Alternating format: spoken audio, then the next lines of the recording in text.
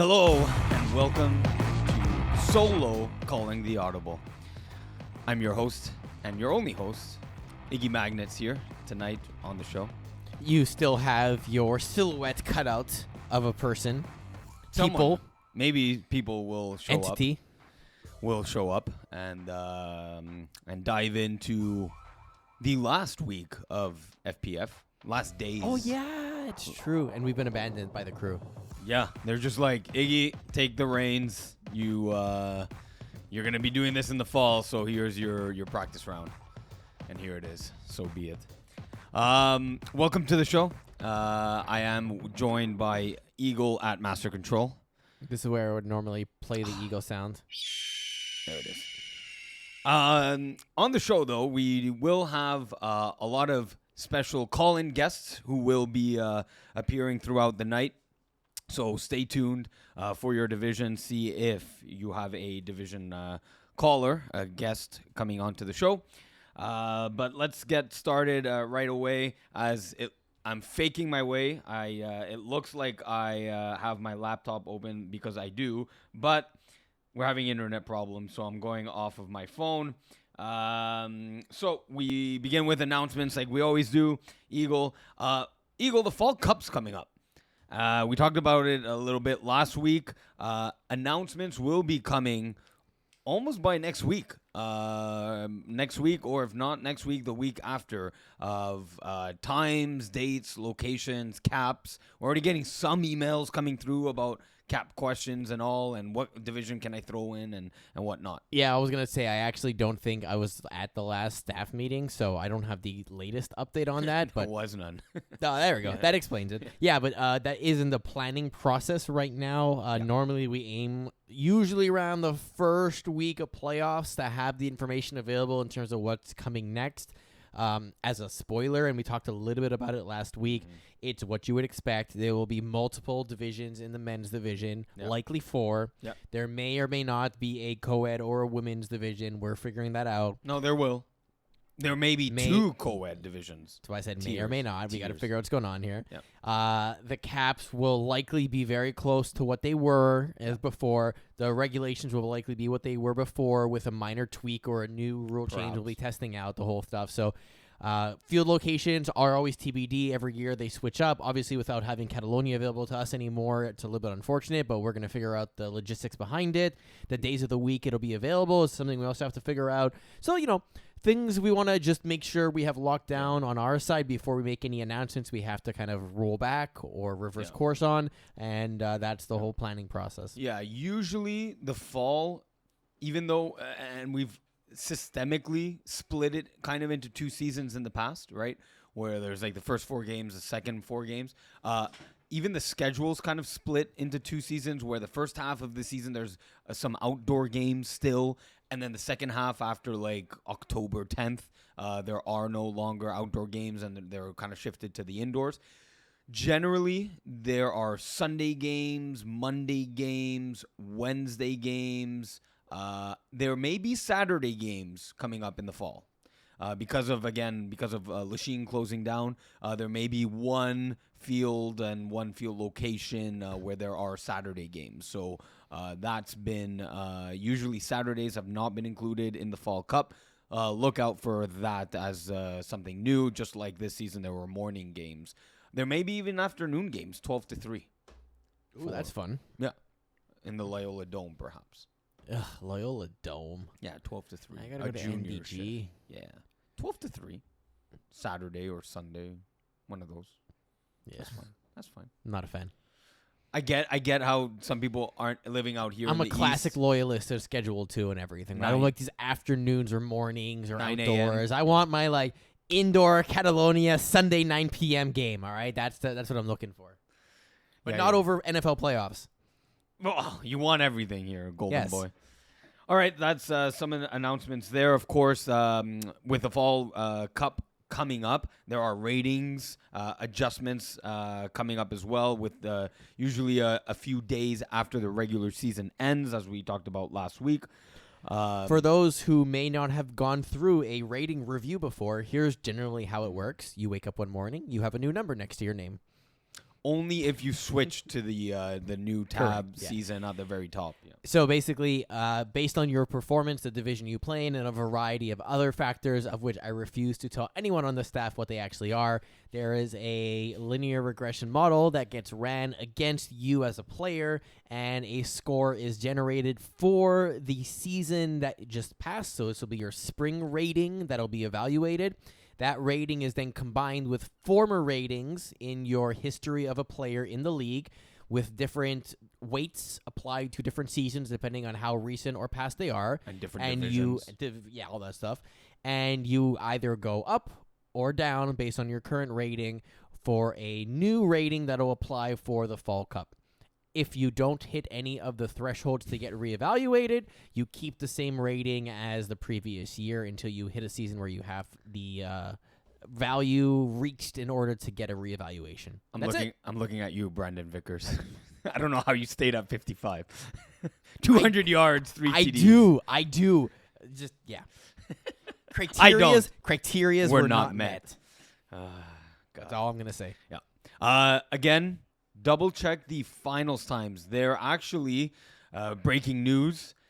Brossard may, at the last second, have a change of location for us. What? Maybe. Where they're like, the city of Brossard is like, we forgot to book something. We're like, we paid. We're going to see what's happening. Those games may be shifted to Stade de Montréal. Well, that'll be same interesting. day. But same day, Sunday. Yeah, at least. Yeah. Still fun, though. Yeah. Closer to home for me, actually. Setup's different.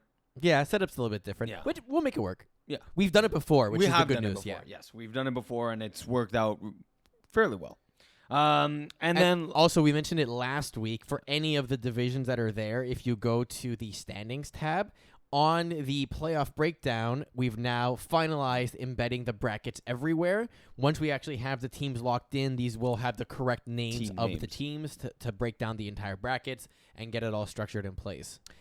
And then to play in, of course, the playoffs, double check your rosters. Make sure you have 5 games played on your roster sheet, because that makes you playoff eligible. If you do not have 5 games and you play a game, well, you forfeit the game. So that sucks. No one likes that. That's not fun.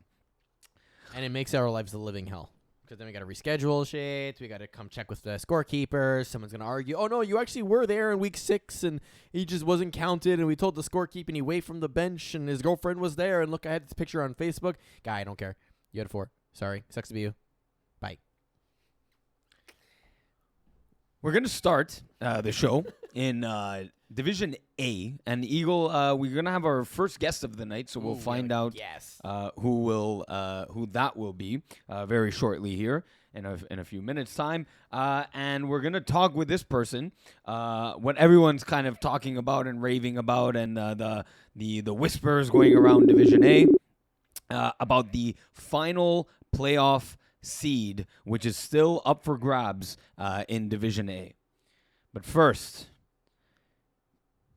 if he would ever answer his phone. I gave him a 2-minute warning. You gave a 2-minute warning when? 2 minutes ago. Oh, okay. Well, there we go. Now we got him, man. Hello. What's up? Hello. Who are we speaking with? Come on now. Hey, there he is. Yeah, we all know who it is. We know who it is. This is amazing. Oh my God. Hello. You guys Brent. are good? Hey, we're What's going good. on? We're good. We're good, Brent. How are you doing? I'm good. Are you a little warm? Is it a little warm today for you? I just came from the pool. I'm not gonna lie. I got a pool in the backyard, so just getting some swimming in. Good times. That's perfect. That is excellent material here for calling the Audible. I'm sure the viewers will be having a nice little laugh as they're watching this on their it's all good. on their phones or on their TVs, wherever they or the podcast wherever they It's all good. You got to show a little chest sometimes. It's all good. Go. Show a little chest. It's cool. Yeah, exactly. Brent, we're going to talk a little bit about Division A and what everyone's talking about. And the first thing you see when you look at the standings right now is the final playoff spot, the battle for the 8th and final playoff spot. Star City got a massive, massive win to help themselves stay alive by beating the Braves. Dan and company somewhat salvaging a somewhat, some would call it a bad season. Yet the KGP and Bless game ending in a 28-28 tie leaves both teams still alive if they win out their last game. Brent, how do you think Division A's final playoff spot will unfold? I mean, yeah, so you have like KGP against No Regard and Bless Up as they're facing the Jamesons, right? Jeff Rosenblatt and the crew. Those are tough, man. Yeah, let's start with KGP NR. And one of the things that was brought up was that game is at 10 in the morning at Loyola. Yeah. How is NR going to be showing up to that game? I mean, if Lance Daniel was on the team, then I'd say for sure they're not going to show up. But he's I guess he's an alumni now. It's a good question. I mean, that's a really good question. Yeah, how do you see that game going down? KGP and our 10 a.m. Sunday, Loyola. I mean, listen, they're professionals, right? They've been in the league for a long time. They're the championship squad, a lot of experience. They're going to show up, right? I mean, will they be special to Daisy? Maybe not, but I mean, they're going to show up, right? We all pay to play in this league, right? So. In what condition? What condition? That could be a question. But since we're calling them out, I have a feeling they're going to come and they're going to show up and be prime and ready to go. Right. They're a team. I mean, you look at No Regard, right? I mean, they've struggled to score the last 2 weeks. Less than 30 points, against the Party Crashers, against Royaume Luminaire, who everyone knows is the Alpha T's. Against KGP, though, I think No Regard's gonna find a way to pull it out. Okay. I mean, they can't be backing into the playoffs, right? I mean, you look at them overall, they're a team that's lost, I believe, 3 out of the last 4 games, or 4 out of 5, actually, I think. So they're gonna have to get a win to get some momentum, and I think they get it Sunday morning. Okay, and then the other matchup is Blessed or Bless Up. I'm blanking on which one it is. Bless Up. Yeah, against the Jamesons. That's going to be a tall task for Steve Haraprasad and the crew. Yeah, definitely. I mean, listen, I was talking to Jeff yesterday, man. He was looking good. I told him he had a chance to eliminate Steve, and he's like, "Oh, I do." He's like, "I don't want to do that. I like Steve. He's a good guy." Everybody likes Steve. Exactly.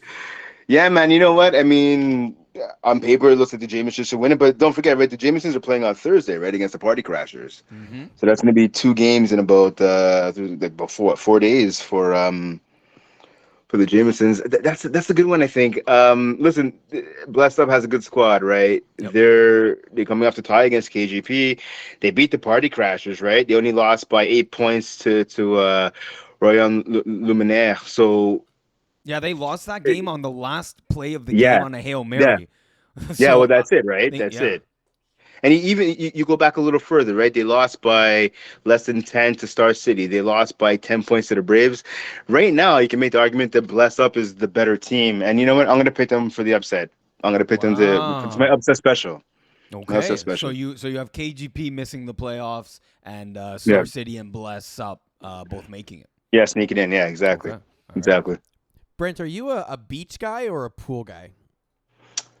I hate sand, which is funny enough because I'm going to the sandbanks in a few weeks, and I've been to Miami, I've been to Cuba, I've been to Mexico. I think being on the beach because I hate the sand.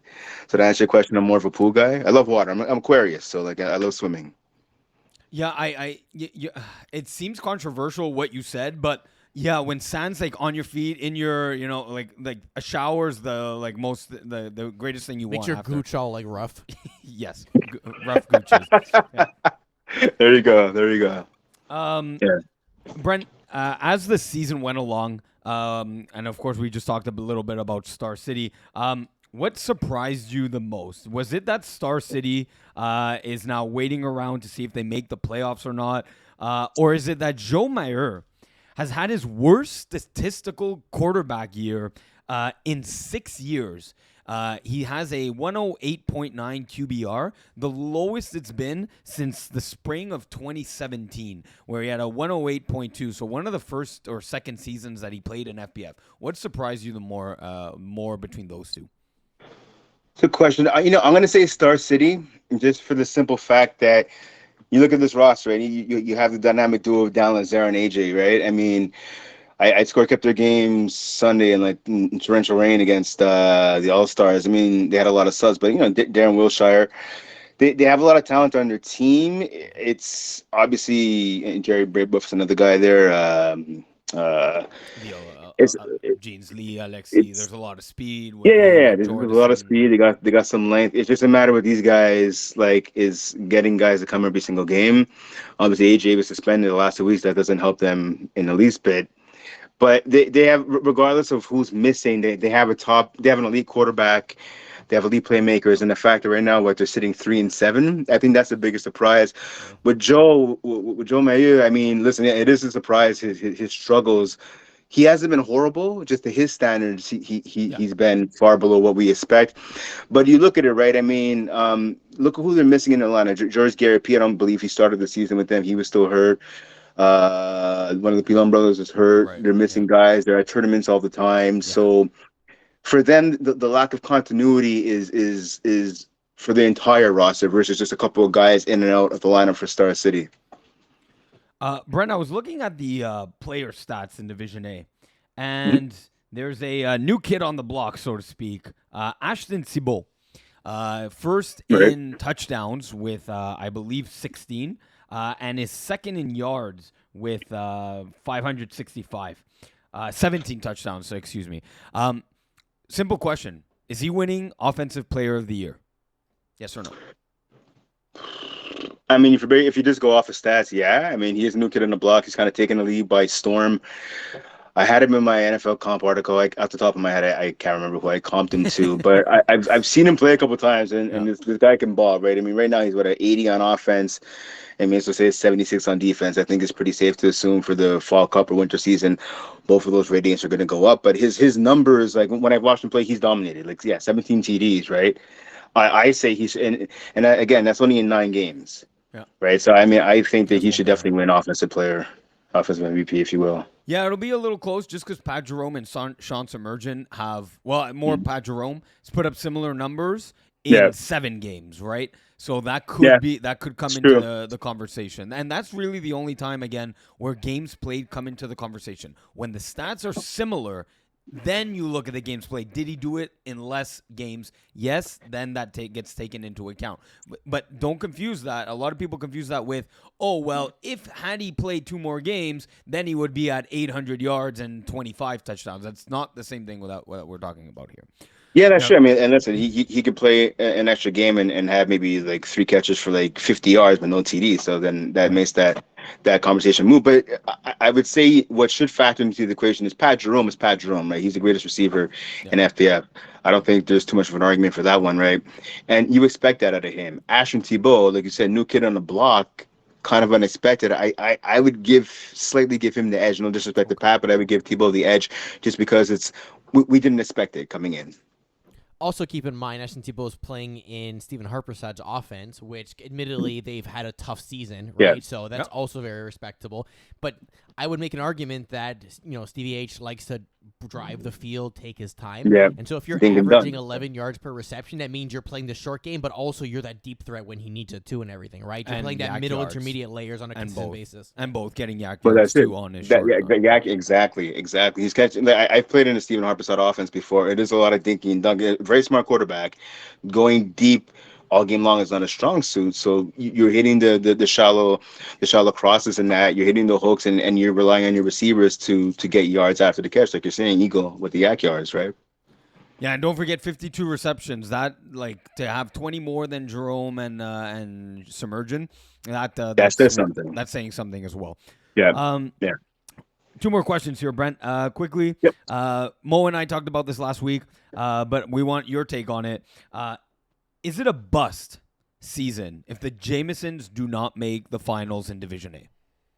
So I talked to Jeff last night, like I was saying, man, and obviously he's going to be on the call for one of the broadcasts, and he was saying, "I hope I don't have to do it." So I hope I don't see him either. I would say, yeah. I remember talking to Jeff before the winter season finished. We were it was the last time we were at Lachine, and he was saying like the roster he was putting together. He got Frankie Hold in there and a couple other big names. He's talking about obviously bringing in James Ahea and a couple other cats. And he's like, this might be my best team ever. And so you look at his roster now, I think that's the case. And he's had some really good teams. So that's saying something, right?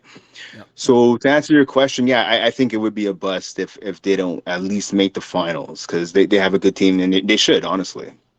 All right, and then Brent, just to wrap this up here, I'm gonna ask some questions to. You're the first guest of many tonight. As you can see, I'm alone here on the show with Eagle. But we want to get to know some of the personalities that come on. So we're gonna be running a same question poll to all of our guests here tonight. So Brent, give me a summertime refreshment beverage that you want to cool yourself off post game. So your options are: you have an iced coffee, a fruit smoothie, slightly frozen Gatorade. So it's a little like a slushy, but it's still like in liquid form. What flavor? What your favorite flavor? Okay. Or an ice cold beer. Oh, it's beer all day. Come on. Oh, there you go. So beer. Well, that's one vote for Beer Eagle. You're going to be tallying this up as the night goes along, please. This isn't even going to be close. No, it will. Watch. Depending on our Smoothie's guests. not bad. Smoothie's not bad. I will say I'm a smoothie fan, but a beer's beer. Come on. Eagle, your vote, please. I mean, as much as, maybe the Gatorade is tempting, I'm going with a beer too. Like, come on, let's be real. Yeah. Okay. We're already at 3. Come on. No. I won't vote. I won't vote. So we'll keep it close. Okay. I know one person who won't select beer. So then I will save my vote for later when I can manipulate the results. As you usually do. Brent, thank you very much for joining the show. Appreciate it. Have a good night. Enjoy that pool for me. It was. I am. Yeah, it was a good day for it. All right, boys. Be good. Thanks, right. Brent. Thank you, Brent. Bye. All right. All right. That was our first guest of the night. That Call was number 1 successful? ? Yeah, he showed up without a shirt. Yes, that's how he answered the call. Yes, that is an immediate success. Bad news. Is that SB51 or Bad news B51. Oh yeah, yeah. I read that. I'm like Super Bowl 51. Maybe he's like Bad news Super Bowl 51. Reading's not your forte, clearly. It looks like I also thought it was a 5, like 5B51. Yeah. Anyways, thanks, Brent, for your Division A coverage. He's been writing the articles for Division A and Division B. But right now, we're going to shift over to Co-Ed 2 and 3. So let's spoiler alert here. We'll not be having a guest for Co-Ed 2 and 3, as I will run through the divisions, the latest happenings, and whatnot. So Eagle, this was a question because we have to obviously ask or pose or no, I'm screwing this up majorly. I have to reveal who asked the question because otherwise this would not be a proper Mo Con segment here. So Mo asked, which quarterback would you trust more in having a deep playoff run? Vincent Chung or Jeansley Alexis? This is it's a hard question to answer. It's a good question, actually. It's a good question. It is. It's how you look at the matchups, because I find, especially in FPF, and you'll see this in other leagues as well, but especially in areas where it's a one and done type of situation, it really comes down to the team you're playing and whether you can be ready for them and if they're a good matchup for you or not. If you get a bad draw, you're really having to game plan appropriately for them. And so when you look at both these quarterbacks, they have different strengths and different weaknesses, and so it's very much matchup dependent in the way I would evaluate who would get the deeper playoff run. Let's start with Jeansley Alexis. When I think of him, I think of pure athleticism. I think of speed. I think of agility. I don't necessarily think of arm strength, ball placement, or any of that stuff. Wrong. So if you're a team whose defense is pure ball hawks that'll undercut everything, I think you're in a good position to play against him and basically cut his playoff run short. But that also requires you to have a defense that can contain over the time that he can buy in the pocket if he's running around, or cut up field and you have to make the tackle and basically force him to have to go and throw the ball. That and be disciplined, because what he's doing a lot now is running, rolling, and I'm going to run and then stop and throw the deep ball. So to be disciplined in when to drop back, or draw for the tackle versus he didn't cross the line of scrimmage yet. I still have to cover my deep. Exactly. Versus when you look at Vincent Chung, I think his strength is the ball placement, the accuracy, trying to get it to receivers in the right things, the concepts of the plays. Where he's not good at is the pressure, right? If he has a rusher in his face, I find he panics a little bit too much, and I find he has a hard time adapting to concealed coverages. If he doesn't read it pre-snap, I find he takes a while for him to read what's going on, and then that's where the mistakes happen. That's where the balls float a little bit too much because it's thrown off the back foot.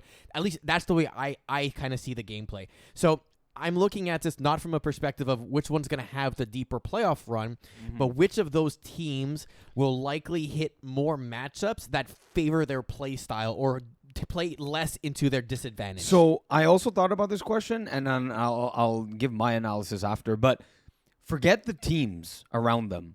Place Jeansley on any team and place Vincent Chung on any team who has the deeper playoff run.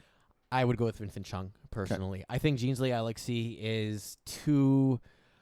I'm going to say this word. I don't mean it this way, but is too self-centered and selfish in a lot of ways. The game is entirely on his shoulders in the way he runs that team as a quarterback. Chung requires the rest of his team to step up and play with him, and he's simply the provider of the football to the scores, versus Alexis puts it all on him to basically produce the offense. It's an unpredictable offense. It's run and get open in your eyes. I agree with some of the statements you made. Yes, to describe his physical attributes of speed, skill, and athleticism, definitely. He has definitely improved as a passer of the football. Can he throw deep? Absolutely. He's probably one of the best deep throwers of the football, other than if deep balls have Fred Paquette-Perrault throwing. He's probably one of the best deep ball throwers in the division. His accuracy has gotten better. It's still not a super strength of his, but it has improved since probably the last time that you've seen him. He will tend to float a ball 7 yards over to the middle of the field to a snapper. Is still a vulnerable area in his game, but the differences between the two are not as great as you think, because Chung can also, and while I agree, his ball placement is better, his accuracy is better, it's not that far off as much as you think. And second, Chung can absolutely get away from any rusher in this division. Manu Alarwa, one of the better rushers in the division, had very much trouble guarding him and getting away and taking. He's like, oh, I have the right angle on him. And he's like, oh, no, I don't. Absolutely. He got around me. And Vincent Chung's speed is elite. It is hard to defend. And while it's, again, not the level of athleticism and deking abilities as Jeansley Alexis, he's right after. He's right after. I think the way I'm looking at, and if you actually look at the stats, what you're describing reflects that, right? Jeansley has very few rushing attempts in comparison. Mm-hmm. He has 21 attempts for about 350 yards or so, something like that. Chung has 28 attempts for 283 yards, but 6 touchdowns to go along with it. So that makes a big difference. Sure. I'm looking at it from a point of view of Chung runs, again, this is my perspective. Yeah. He runs when nothing else is available. He has nothing available, or when, like I said, he can't read the coverage. Right. Jeansley runs by design. Almost. Or by, oh my God, I have nothing, and scramble and go. Exactly. And so I find game planning, again, this is the defensive version. It's harder. Game planning against a quarterback that you're expecting to throw because it can break off to an angle at any point is way harder than someone who you know is going to roll, is going to try and buy time, is going to try and find the hole. I much prefer knowing you're going to shift to one side or another, and I know how to contain and pressure you, than I need you to respect the guy in your zone and not respect the run and give up the run every play or have to step up and take it. Like, it's easier for me to tell people what to do if I know what's coming versus the volatility of you can go either way and I don't exactly know which one it is. So you're going with Vincent Chung. I think both quarterbacks have increased their skill at the quarterback position, and I'm going to go with Jeansley Alexis because of the playoff experience and the championship under his belt. It's something else to win a championship. Chung went to a Tier 4 final against the Penetrators with a 3-possession lead going into the second half and lost that game. Jinzi Alexis, on the other hand, had his 1-2-possession lead against Benchwarmers in the Tier 2 and the Co-Ed 2 final, and he secured that victory for them, both offensively and defensively. So give me Jinzi Alexis for a deeper playoff run. Fun. Yeah. Maybe that was a clip. Perhaps. This is another question from Mo. Mo did a lot of the heavy lifting here with the script today. So thank you, Mo. We shift our attention to the Vultures. They had a nice 6-2 start to the season, but lost their last 2 games, both against Kiss My End Zone and against the aforementioned Vince Chung in Pick 6. Are the Vultures... Did we expect them to win those games? I think that's the bigger question here. Perhaps not against Kiss My End Zone, but against Pig 6, I thought they would make it more competitive. And they tried to get back into the game, but Phil Roberts, and that's the topic here, he kept making mistakes on top of his mistakes. Even though the game was still within reach, had he scored on a particular drive where it would have made it I believe a tie game, he threw once again an interception to Thomas Chaussee, underthrowing his deep balls most of the game. So that's the reason why they lost that. I thought that could have been close. But do we trust the Vultures and Phil Roberts? Can Phil Roberts figure out his quarterback play? Or can Gigi Cabello-Abante also replace the loss of Rachel Valliere? So let's talk a little bit about those two things for the Vultures. So how here. much of that do you think is the lack of Rachel Valliere in this offensive system impacting Phil Roberts' ability to deliver the ball? Like, was that the safety valve that he would rely on that's no longer there? I wouldn't say so, no. So then what's going on? Is just he having, summer brain farts, too many drinks on his mind type of thing? Is it that defenses have adapted? Is it that the schedule got harder second half of the year and what we thought was a well-rounded team actually has holes? I think that's what I'm more curious about because on paper, this roster is fast. Yeah, this roster great. has enough size to compete with the big players and everything, and I don't see any immediate weaknesses. So that first thought is, okay, it's got to be a quarterback problem. But maybe it's a system problem. Maybe it's communications and everything. And I haven't seen them in person to kind of figure that out. Yeah. But it doesn't make sense to me that you start off so well and then basically flounder the second half of the season. Like, what happened? Yeah, I think it is the quarterback position, and it's not just on one guy. It's that no one wants to take the reins of this team and really say, this is my team, this is my offense, and let's go and ride it out. Let's execute, get better as the season goes along. They started 6-2, like I said, and went throughout like the middle part of the season 6-2, but didn't the last 2 games where you wanted to see, hey, let's go into the playoffs on a strong note and show that we can move the ball. I didn't see that. I didn't see that necessarily in even though they put up 24 against Kiss My End Zone, never felt out of reach per se for KMEZ. And in the Vultures game, same thing. They had a chance to get back in it, but whenever they needed that score to make it a tie game or get the 2-point convert to just close the gap, they fell short there. Co-Ed 3. Let's move along here as we have some other guests lined up. Again, not for Co-Ed 2 and 3, but for the other divisions. Eagle, the 1-9ers did go one season, I believe, either 0-10 or 1-9, famously. But now they seem to have reverse their fortunes, change their fortunes. It's not coming out, and it's difficult when it's one person here, and I can't pass the ball over to someone else. Can they reverse their fortunes and go 9-1? I mean, they have one game left. It's against Michael Scott's Tots, and I think that's going to be a W. This team is good. It's well-rounded. We played them this past week. They're going into the game. It was funny because I've previously been on teams with Alexandre before. So it was like, amicable at being and the whole stuff and, chatting. He's like, oh, good luck this game. And I'm like, this isn't happening, right? Like, we know how this is going to go. Let's just have fun with it type of thing, right? It's an hour to run around and just enjoy what we're doing. Nobody get hurt. Yeah. That's exactly what we expected. The roster itself is interesting. I like Charles Presser as quarterback. How'd you find him? He has the ability to use his feet.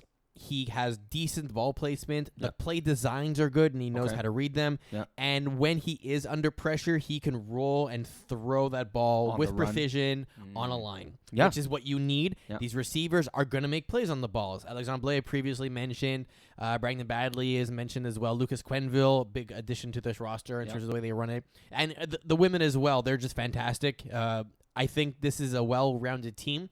For me, the question is, are they truly the, I think, number 2 seed? Yeah, right now, 2 or 3 seed right now as it stands, yeah. Yeah, because the only loss that they had was to Fast Not Furious 3, technically the 1 seed in this game. And that score wasn't super close in Week 4, but also it's Week 4. Yeah. A lot of things have changed since then. People know each other better in terms of the way the rosters are constructed and everything. I think as well, Fast and Furious, Not Furious 3, haven't really been challenged this season as much. I think as much as they've played games, I think their schedule has been a little bit lighter than the one in Niners overall. It's close enough. Sure. Yeah. But I don't know if they're truly like the 3 seed in this listing. If Drink Team is actually quote unquote better than them because of the tie, I can totally see them seriously competing for those top 3 seeds. And any of those games are very close matchups. Do you see them contending for a finals appearance? I can see it happening. Yep, I can definitely see it happening. Yeah, I can see it, but I think, and tell me what you think because you played them, but I don't think the offense is a problem. I think where they will win or lose a playoff game, it'll be, can they stop an offense when they're on defense? Does everyone know their defensive assignments? Have they gelled enough to know, hey, when we're playing man and they're running crossers, let's stay home, or have they developed that level of communication and that level of cohesion? That's my potential worry with this club. It's defensively, not offensively. Agreed. Yeah. We'll think they will go 1-9. 9-1. But who would be their toughest out in Co-Ed 3? So given whether it's 1-9ers, Drink Team, Fast Not Furious, who amongst the lower end, let's go seeds 4 through 10 that are currently making the playoffs, who will be the toughest out in Co-Ed 3? So I think, assuming the standings stay something similar to what's there right now, things can move around, obviously. I feel like Tigres is the surprise on this list. Surprisingly low at 3 and 6, or surprised that they can do some damage? They can do damage to a team if they kind of figure out their formations, if that makes sense, right? There's a little bit too much Wildcat play in their offense, which can confuse a lot of teams in Co-Ed 3. Yes, but I think of the top seeds, it's less confusing. If anything, it makes the defense easier. All right, we're just going to press you on the line and then play the run, right? Yeah. And then pick up the banana or the bubble, however you're describing it. If you take that out of there and you just make it a one-on-one matchup with the rusher and QB, you have the advantage in that, and then you have the speed to go upfield. I'm still not sold on the arm strength, but there's some really large, manly receivers on that squad that can fight for any ball if you just put it high enough in the air and type of thing. So I think that could frustrate some of those top 3 seeds, assuming that game plan is specifically designed in that particular fashion.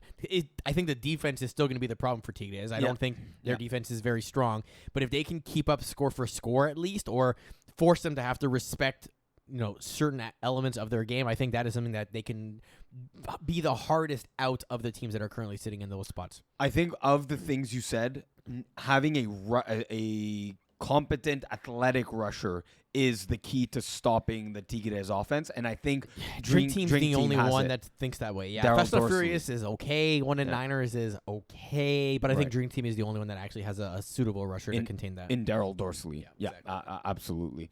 So you think Tigres could be a tough out?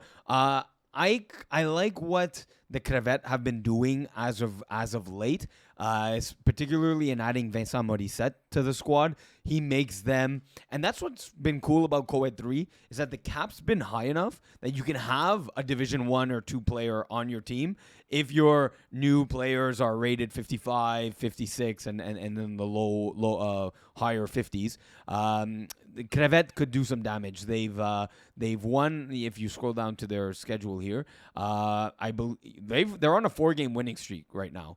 They've beaten the free agents, Dream Killers, Catching W's, and Kamikaze. Look, those are teams all below them that they needed to win in order to make the playoffs. They did what they had to do. The schedule you're given is the schedule you're given. You still got to win those games, and they came out victorious in all of those.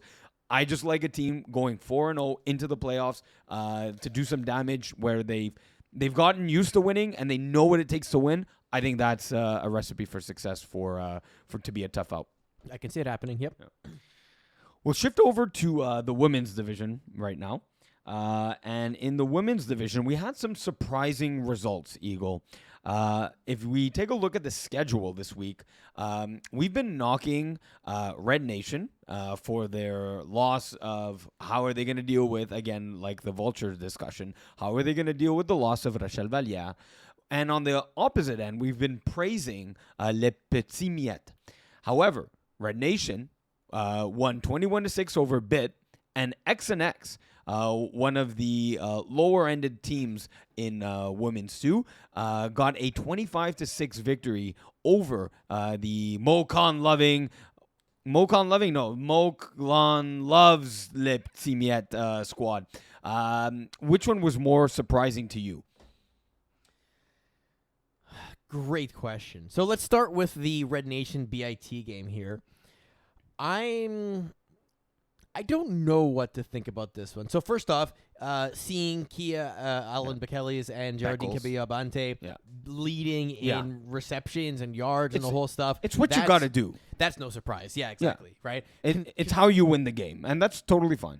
And I think, if you look at this, there's still a lot of incompletions that happen there. Mm-hmm. But I think that's what keeps Allison Sobel alive on those drives in order to score. Now, that's still only 3 scores in the game. Obviously, there's a question mark there in terms of, they're still not putting up enough points to win games in my mind. But 21 in the women's can win you a game. In women's too, it can. Yeah. Especially with their defense, right? And look, this in the past 5 games, Heidi Okana Lynch with 3 sacks. That puts a lot of pressure on quarterbacks, especially one of which was a safety, by the way. Okay, yeah. That's how you got to the huge extra points, right? Huge, yes, because there was only 1 extra point there from Kia. Sacks are huge in the women's division. Already you need to move, must be 20 or so yards to gain a first down. If you get sacked on one of those plays, not only are you losing the down, you're losing the yardage, which makes it, that 4th and 3rd down situations even longer and harder to convert on. So she's been a difference that we haven't really mentioned. We've been mentioning Gigi and who else can step up, but watch out for Heidi to be a difference maker. And then Lamise, of course, shout out for the interception in this game. Then again, for BIT, I also expect better from Athena Ryan. 100 yards, not a good outing for you. 2 interceptions, not a good outing for you. I'm okay with the 2 interceptions. It's the 1 touchdown. If you go 5 and 2, that's fine. But scoring only once. I know the Red Nation defense is their calling card and it's how they're going to win games. But and the ball distribution is there. So you do have 3 or 4 players with 3 or more targets. So the Red Nation defense needs to be 4 girls deep, covering everyone and making sure that Maria Manseri, if she's not the primary target, what I see here in the stat line is that the yak yards were limited. 7 receptions is great, but if you're only getting 34 yards out of it, you're not gaining enough yards to gain you that first down or touchdown. So that was the problem for me. I guess the Red Nation defense must have been great on their tackling, and because how many PDs did they have again? They had 2 interceptions and 3 PDs. Yeah. So 5 balls that were thrown closer to the Red Nation defense. To me, it's more on the tackles. 6, 5, 3. And it also looks like BIT was slow to get started, right? First half, 50-0. That's obviously not how you want to go into the second half. But still, okay, we can come back on that. Yeah. But then to just put up 6 points, I expect better from them. And then in the XNX Bitimiet game, I think XNX is starting to find itself, if that makes sense. I think Maya DeFazio is becoming the quarterback we expected her to be under her father's coaching and guidance. He has a system. She's slowly starting to learn it and just kind of put that together. This is, again, when we talk about the stat line, what we're more expecting here, a lot more yards, trying to keep the ball away from the opposing team, which makes a lot of sense. The distribution is fantastic, right, in terms of the targets. Now, granted, obviously, Paulina Gasparini and Olivia Stewart is carrying the load, but still contributors across the other Mia areas as well. Abelard, right? Three catches, fine, but 63 yards, you're doing serious damage with the limited receptions, even though 3 is not necessarily limited. Yeah, and then same thing on the other side of it, right? Le Pitimiet, Cusmano Valois. I mean, like, what? After a while, it's like, okay, give the ball to someone else. Like, yes, I get it. They're helping you move, drive the field and everything, but it's getting too obvious, right? At a certain point, you double team them, and Esther Morin Struthers, 20 targets. That's crazy. That's literally one of every 2 balls is going there, right? That's crazy target. Like that, as a defense, you know it's coming there, right? And that's why you see with Frida with 9 tackles, Maya with 6. Maya DeFazio, by the way, again, we mentioned it last week, but 10 in the double digits for interceptions. She's in the running for Defensive Player of the Year, now padding her stats with the tackles. This one was surprising for me. They've been struggling offensively on the season, and for her to come out 300 yards, 4 TDs, really, again, ball distribution was good, and Paulina, Mia, and Olivia Stewart being the 3 horses for the team here. Yeah. So to go back to your original question, which one's more surprising? Yeah. I think I'd go with the Red Nation win, just because it's unexpected, I guess, right? Like the games they're going to win, like you mentioned, are going to be defensive battles, and so this is one of them. I just didn't expect it to be as close as it actually was. This game over here, the scoreline makes no sense to me. This is just one of those. That's surprising too, though. But it's just like you had a bad game, and then GG go next type of thing. Yeah. Speaking of player awards, if we quickly take a look at, it's going to be hard to look because it's not one place, but two-way player of the year. Could it be that a player placed on IR wins two-way player of the year? That would be Rachel Valliere, leading the way almost in mostly more on the defensive end, is where she's doing most of her damage with 8, I believe, interceptions and 6 PDs, 22 tackles. There is some competition around her. Alexandra Ladoussa with 6 INTs. I believe Marielle Paradis and Maryse Paquette are very close there as well, with 5 interceptions for Maryse and Marielle with 5 as well, both on Wolfpack. Receiving-wise, Alexandra Ladoussa is leading the way, but again, with the 9 TDs and 460 yards. But Rachel Valliere, again, has she's more in the yardage more than the touchdown. She has 400 yards and 6 TDs. But again, this game's played is going to come into effect. Could she win it, or do any of the 3 other names perhaps take a jump? Okay, can I throw out? Never mind. It's not gonna. The math doesn't work out. I was like, maybe there's an option for Maya to actually win 2A, but her QB numbers are just not super significant. Right. And I don't vote on the committee, but I would say Alexandra Ladoussa is the front runner in my mind. I can't conceivably give it to Rachel Valliere. Yes, the defensive numbers are there, but if the season ended today, she is two-way player of the year. You thought Rachel? Yep. I don't know. It's close though. It is close. It's close. I feel like Alexandra is too more well-rounded at this point in terms of the contribution. No, she has more offensive contribution with 3 more touchdowns and about 50 more yards. But Rachel has 2 more interceptions. So what's worth more to you, right? It's the 2 interceptions or the 3 touchdowns and 50 yards. To me, it would be the 2 interceptions. Nah, for me, it's the 3 touchdowns. Really? Yeah. No, but for me, it's the 2 interceptions because that leads you to get 3 more, or two, at least 2 more. Not touchdowns. in women's, not in the same way. That's true. That's a good point. If you get a 4th down stop, you get the ball back on your 5, right? your The interception own 5, changes your field position, sure, but the touchdown actually changes your outcome to win the game. That's the way I'm looking at it for women specifically. Men's, I would agree with you. I think it's a very different way of looking at the game. I think women's defensive stops are necessary, but our picks are big or worth more. Picks are worth more because of field position. Yeah, but that's the thing. Field position doesn't actually matter in women's as much. No, it does. All it does on interceptions. Okay, it does. All it does. If you get a pick on the opponent's 5, there's no other time you'll get the ball on the opponent's 5. Agreed. It makes your offensive drive easier. Yeah. But if you miss like it's in men's, for example, if you get intercepted on offense, they get the ball back, they can drive or whatever it is. But if they go 4 and out off the INT, you get the ball back as if nothing happened, right? In women's, they get the ball back all the way in their 5. So the interception, the fact that it got you that position, doesn't matter. Yes, it does. It makes scoring easier. Yes, it makes scoring easier. But if you have a good Therefore, offensive, it's worth more. No, I think the touchdowns are worth way more in women's. We could be here all night. You managed to successfully complete a drive. All the interception did is successfully defend a score, which is much easier to do in women's. That's my point. And gain you yards. It gains you like 30 yards potentially. It facilitates your offensive ability, but the touchdown is still required.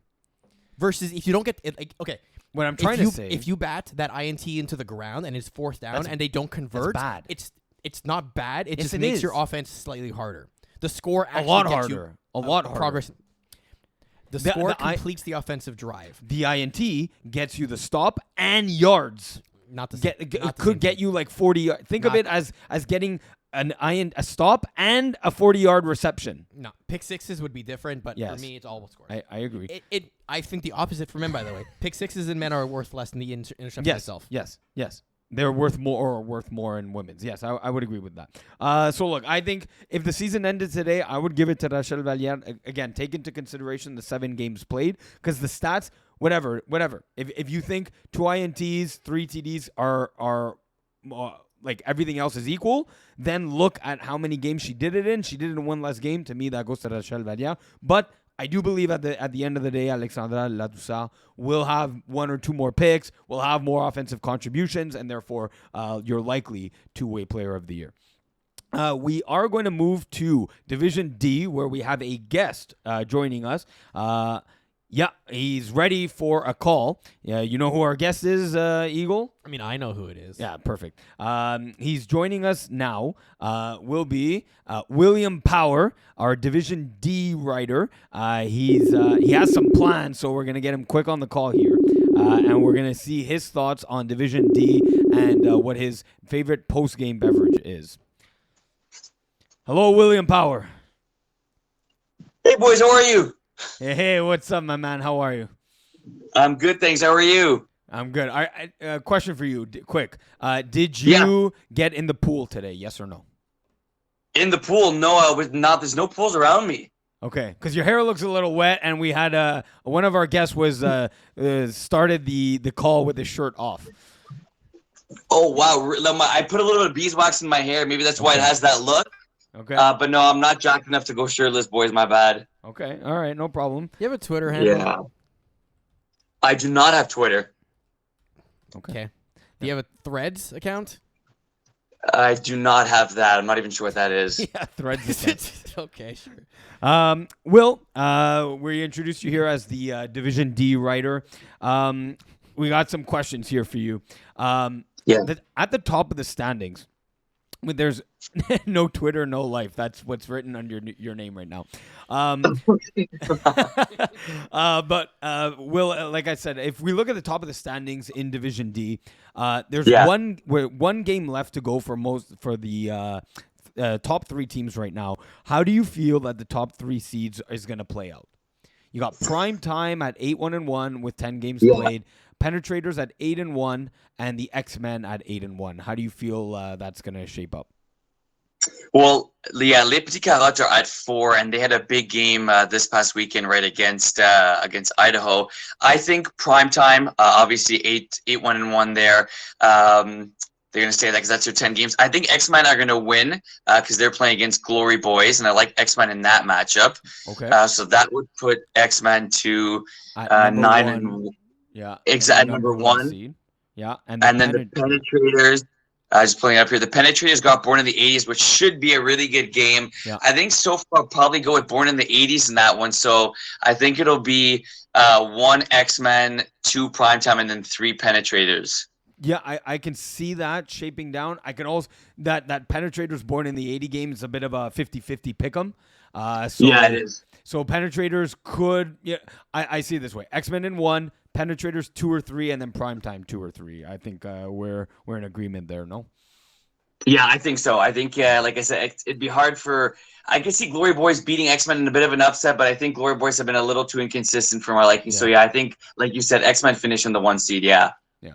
And then if we take a scroll down all the way to the bottom of Division D for the final 2 playoff spots, who do you think gets in from, I believe it's the 21 seeded Red Dragons all the way down to the number 26 Why So Serious, who are, no, they will not make it unless, there's some weird tiebreaker. It looks like they've let up way too many points. Give me your last 2 playoff seeds. Who makes it? Yeah, so I'm going to go 20. Yeah, I'll go 23 Big Dracos. Yeah. And I think DNE grabs the final spot at 24. So I think it'll be Studs or us that end up missing the playoffs. Okay. Yeah, they had a tough time yesterday against Deep Balls. Balls deep. Yeah. The Eagle, you're right. That's the worst name in FPS. With 2 teams with it, too similar. I don't know who exactly they have. Studs RS, I'm referring to. Not sure who they have next on their schedule.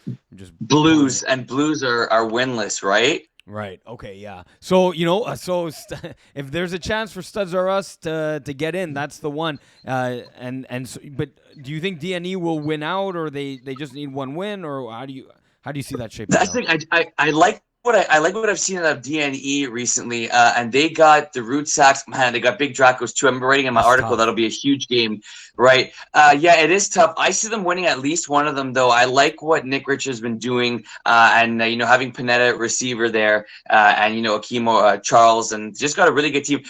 I know they're outside looking in, but my gut's telling me DNE is going to find a way to squeeze in the playoffs, Iggy. Okay. So whether that's them going 1-1 or even 2-0, I'm just trusting them right now to make it happen. All right.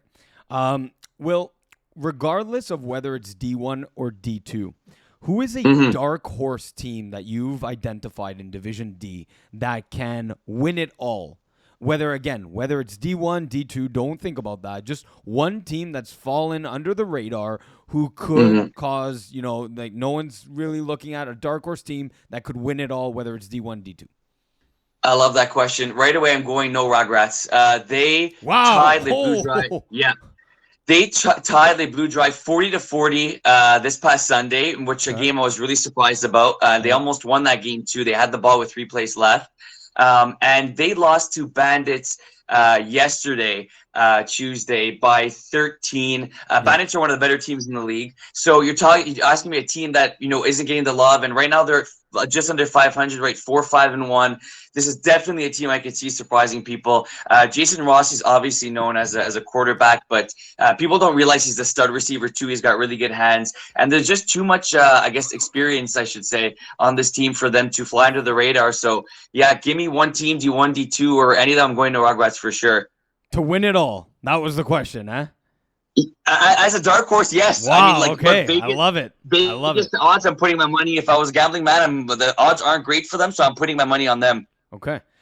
Quick true or false question here, Will. Let's see if you know your division. Yeah. Is there, or true or false, so there is currently a Division D receiver with 900 plus receiving yards. True or false? True, and it's the Blue Dry receiver. Yes, I believe Guillaume Dufresne. Yeah, Dufresne. Yeah, absolutely wild. I saw that today. I'm like, did that happen? I mean, I've seen him play a lot. I know he gets a lot of those 40-yard bombs, but man, for a receiver to be like dangling and then touching at 1,000 yards. We talked about it with Laurence Pontbriand. It would have been an exceptional season. I think we have to give our kudos to Guillaume Dufresne, who's put up a ridiculous season so far. Shout out to Justin Lerner for putting up devil numbers. Yeah, 666, and that's the final too. He wrapped it up. And just short of 20 touchdowns, another exceptional season for Justin here. Will, here's a projection question for you. Since you've covered Division D, Yeah. if you were going into the winter 2024 season and you're making a Division 4 team, who would you rather have starting at quarterback, Justin Gauthier or Fred Junot? Ooh, that's a good one. So, like, who I'm going to go Fred Junot. Yeah. I'm going to go Fred Junot. And I guess I'd pick him because I feel his upside is a little bit bigger. I know with Gauthier, he is incredible at taking care of the football. And I believe he only had like 3 or 4 picks on the season. He takes a lot of sacks, though. And with Fred Junot, I think that, kind of being a guy that knows flag and, he's a Braves product, I guess you can say. Just a guy that knows how to win. And I've seen him play, and I believe I've score kept one of his games, and his touch on the ball is excellent. It's a really tough one, but if I had to go, I'd go Fred. Eagle, you have a question?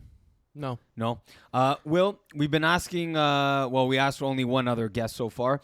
I do have a question, actually. Wait, yeah. Will, how was Miami? Oh, it was awesome. Thanks for asking. The downpour was that I went to the Heat State, like you said, Kaseya Stadium, and your comment on my Facebook was pretty funny. So I went in to go to the Heat store, and it was closed for renovations. And like, no problem, it'll be open July 6th, but I was leaving July 4th. But it was great. Sun was great. It was a good time. Was there with my parents. Beach was awesome. Restaurants were good. A lot of Dolphins and Heat jerseys there, so I was a happy camper. And then follow-up question. I asked this question to our previous guest. Are you more of a pool person or a beach person? Beach 100%. I don't do chlorine. Okay. Yeah. What about salt? Yeah. Yeah, salt. Oh, yes. Yeah, I'm salty. Oh, Ooh, I'm very salty. Yeah. And then Will, speaking of all this heat, after games, especially outdoors where it's like hot outside, give me your summertime refreshment beverage to cool you down post game. Your options are, because it's an option, iced coffee. Are you going fruit smoothie? Are you going with a slightly frozen Gatorade, color of your choice, so it's almost like slushy-like, but it's still liquid? Or are you going with an ice cold beer? I'm pretty sure it's not the latter. I told you. I told you we were going to have no beer on this one. I'm going Gatorade, and I'm going blue slushy-like Gatorade. There's nothing that's going to beat that. Yeah. You got to be tallying these results. I want it on the graphic displayed and everything. Willpower, thank you for joining the show. I know you got an errand or something to go to with your beeswax hair. Thank you for joining the show. Appreciate it very much, and have a good evening, sir. Thanks for having me, guys. All right, thanks. Ciao. Bye. Yeah. Willpower. Yeah, hang it up now. Bye. Okay, hang him up. God damn it. You can just hang up. It's not that hard. Okay. He's still on the show, even though we don't find out who it will be. I feel like willpower, no handle, no life is like a motto of his that could be implemented. Thank you for willpower. I hope you're enjoying the segments with our, like I said, having no one join me on the show today, physically here in the studio on our 9th floor penthouse. We're going with a guest contributor rotation, and we hope you liked getting to know willpower a little bit more. Beach or pool, and his summertime refreshment beverage was the slightly frozen blue Gatorade.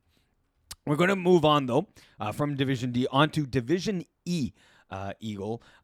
There will be no guest for Division E, so we're going to comfortably talk about the meat lovers. I don't know if you could be comfortable talking about meat and lovers. I love my meat. Yeah, exactly. I know you do. But how comfortable are we, Eagle, with meat lovers and their 6-1-3 record? There are 4 times in their schedule where they scored less than 20 points. So how do we evaluate their season here? You can look at it like, hey, they only have one loss on the season. You can look at it and as a good thing. You can look at it as, well, in 3 games they tied, so they're going into like 3 overtime games if they're in the playoffs, which would not be a great thing because you're really going on a 50-50 coin flip kind of to end your season or continue your season. And then you can also look at the stat I pulled out there where you're not scoring more than 3 touchdowns 40% of your season. So what do we make of Meat Lovers? So I want to look at this from a different perspective, and let's look at their opponents that they've had to date. Okay, right? so their strength of schedule, a.k.a. False King Kingdom. Yeah.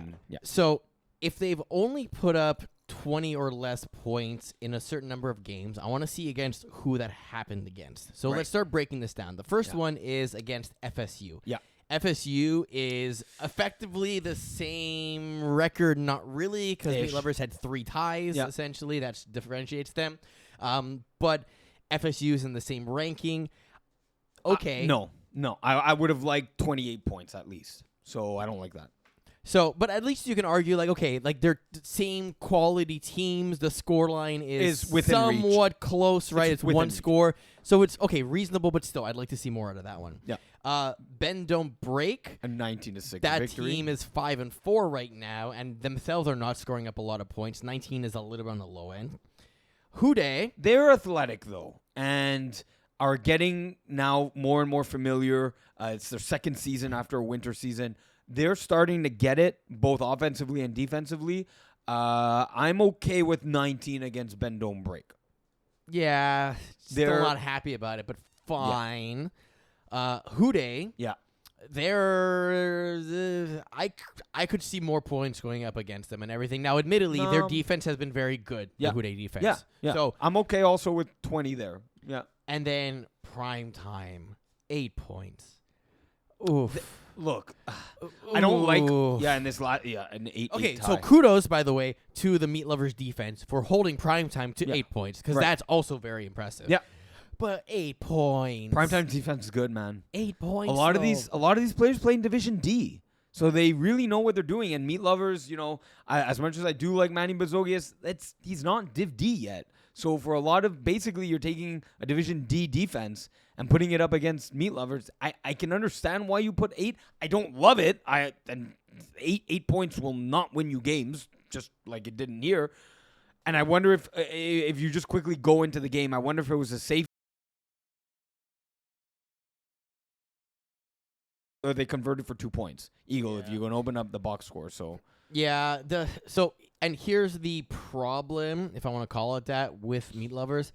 They statistically have a lot of points for, but they have been in extreme blowouts against teams that are not competing at the same level as Texas Chooches, Texas Whales. Granddaddy Perp has a big PA against, not U2. The only Flags game, I like that. I like when you win 37-33. That one I'm happy with them. Yeah. The 8, by the way, it was a sack. Yeah. Safety. Yeah, sack safety, yeah. So...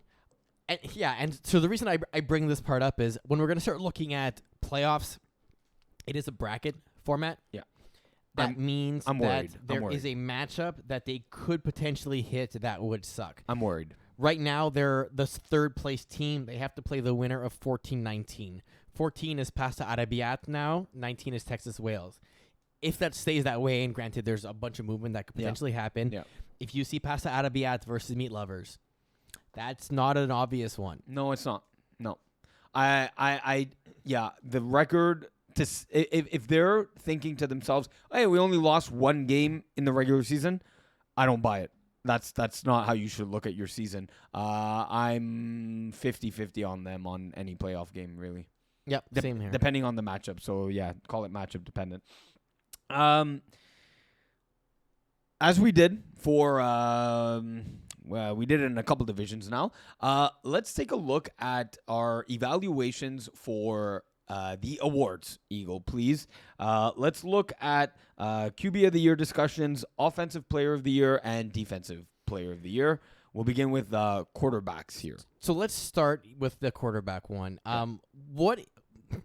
okay, let's ask the question differently. Do you consider the criteria for the of the year awards in Division E the same as the higher divisions? Do you look at more factors? Is it more just statistical? Like if you put up a ton of yards but you have the easiest schedule, doesn't matter, right? It's still you're the best of the best. Yeah. So it's not obvious, actually. It's not. I'm not happy with Manny Bezogias' 18 INTs as compared to the peers that he's competing with. Yep. Mm-hmm. The Division E, you always have to take into consideration the rushing. So I've more or less mapped out those 5 names, and Bezogias does have a lot of them, and 250 plus 3 more, and plus 3 on the TDs, and consider Sheldon's of Ramphin with the most yards and 2 touchdowns. If you go back to his passing stats, so add to 36 plus 300, so he's at around 1,500 or 1,400 passing yards combined with his rushing, and Bezogias at 1,640, 40 to 18, 44 to 2, like 4 to 2 ratio, 2 to 1, not.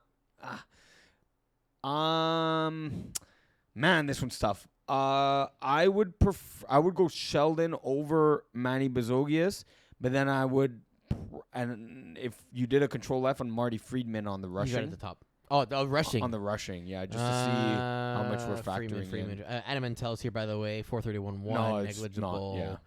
And I haven't seen Marty yet, so I don't think he's here. No, you missed him for sure, and just do it. That's why Marty I said, Freeman, right oh, here. 118, just but no TDs. So 100 yards more, and he was already a yards leader? He was no, he's not. He's the touchdown tire right now, but definitely not yards leader. Yeah, but he has thrown. So Bezogias with the 40 TDs seems to be like the most, but the most picks hurts his chance.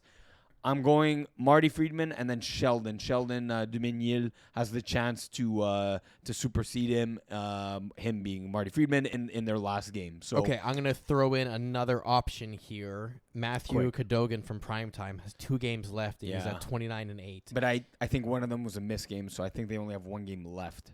So it's so if he puts up 6 scores, he goes to 35-8, another 200 yards. Let me check rushing on him quickly. Matthew. Yeah, we talked about it last week, and we put him as like a another wild 100 card. yards. Yeah, yeah, and he's just he would have needed that extra game to play and put up stats in that one. So I'm thinking Marty Friedman 1, and then 2 Sheldon Duménil. If we go to offensive, it also depends what happens this week too, right? Maybe one of those 2 teams shits the bed. Yeah. If we go to offensive player of the year, usually a receiver. And again, we're not considering two-way because there's too much back and forth on the defensive and receiving tabs. But we know that Joe Morghese is also leaders in defense. What is he? Top 10 in top 5? Sorry, in yards. Let's just say he wins two-way, so he wouldn't be eligible for receiver of the year or offensive player of the year. Are we looking at Will Leclerc? I think Will Leclerc and Brandon Vickers are probably your 2 options that you're probably looking at for the runners-up, if you want to call it that. I think Jesse Dumengill has the touchdowns, but not the yards to contribute to it. Yeah. Same argument for Mathieu Gascon, just completing the scores, but not actually helping drive the ball, let's say. Yeah. Well, really, he's probably those numbers probably a snapper because 41 receptions, but 4.4 yards per reception, right? Yeah, and exactly, it's like he is this. I believe he is the snapper. So and it is one of those things where yes, it helps keep your offense going. Obviously, it's hard to defend the snapper on those quick routes at the red zone and everything, but the only time I'm going to see a center be a receiver of the year is if they're putting up massive numbers, massive number of touchdowns, or I'll call it the bomb squad approach, right? Donald Shepard style of actually being a driving force in the offense to gain not just significant yards. Exactly, yeah. I mean, significant yards, 3 yards could be significant if it's 4th and 2, 4th and 3. But I know what you're saying. So are you? Who's your number 1 for offensive? I'm gonna assuming Joe Morghese is out of contention because of two-way. Yeah, I feel go to yards like again. I feel like you have to go with Brandon Vickers. Yeah, go to yards again just quickly, just because he's at 10, so he can't play anymore. He's done his season. Will Leclerc and probably one more game would have to put up 4 TDs. Unlikely. So we're going Brandon Vickers there. And then defensive player of the year. So first, let's start with the sacks category. Massimo Rosati was 17. Rafael Morelli was 14. Significant. 17 enough. And 3. Yeah, but 14 sacks. Sorry, and 3 picks for Raf Morelli. Yeah. Could win. That could be defensive player of the year numbers. And then if you just go that's already better than the 17 sacks. To have 3 additional picks and 6 PDs, that's already better than the 17 sacks. You would agree? Yeah, no, I agree on that. And then if you look at the picks, I'm going Raf Morelli. If there's not another division where he's defensive player of the year, I'm going Raf Morelli there. Okay, just for 2, I know we kind of said Joe Marquez. Yeah, just Jesse Dominguez is the other one that's also an option, right? He put up not the same number of yards, but definitely the TDs. Right. But the defensive stats put him in the contention, essentially. Yeah. So the extra 4 picks make up for what Joe Marquez has in terms of extra touchdowns. So it's tight. It sounds like Jesse Dominguez and or Joe Marquez could win either defensive player of the year, offensive player of the year, or two-way player of the year. It looks like 2 of those guys are winning 2 of the 3 awards. Yep, I would agree with that. More or less. Will Sagan's also there. I don't remember where he fell on the receiving chart. Will Sagan of cover 3 inches long. I always just like looking at this. Reno Chiligi, Texas Chooches, 34 tackles. Keep up the good work, buddy. Yeah, nice. Usually we look at tackles as like a category that's there as part of defense, but not the driving factor for DPOY. No, it 5 INTs to back that up means you're patrolling. 5 PDs means you're patrolling, so that's always a plus. Yeah. No, and I've seen him play. Yes, he is definitely a patroller on the field. He's letting he's following a snapper and then letting him go to his own and shooting back to the middle of the field to take like a 7-in away, which is always really hard to do. And he's one of the better defenders in Division E. We talked about FSU being very comparable to Meat Lovers in our review of Meat Lovers' schedule. FSU were one of the top seeds. They were, I think, top 1, top 2 seeds just 2 weeks ago. They took a loss to Bloodline, very surprising. Laval Outdoors, and they took a loss to Not U2. I think when Mo came up with this question, they had not yet lost to not U2, because his question was how far can they fall.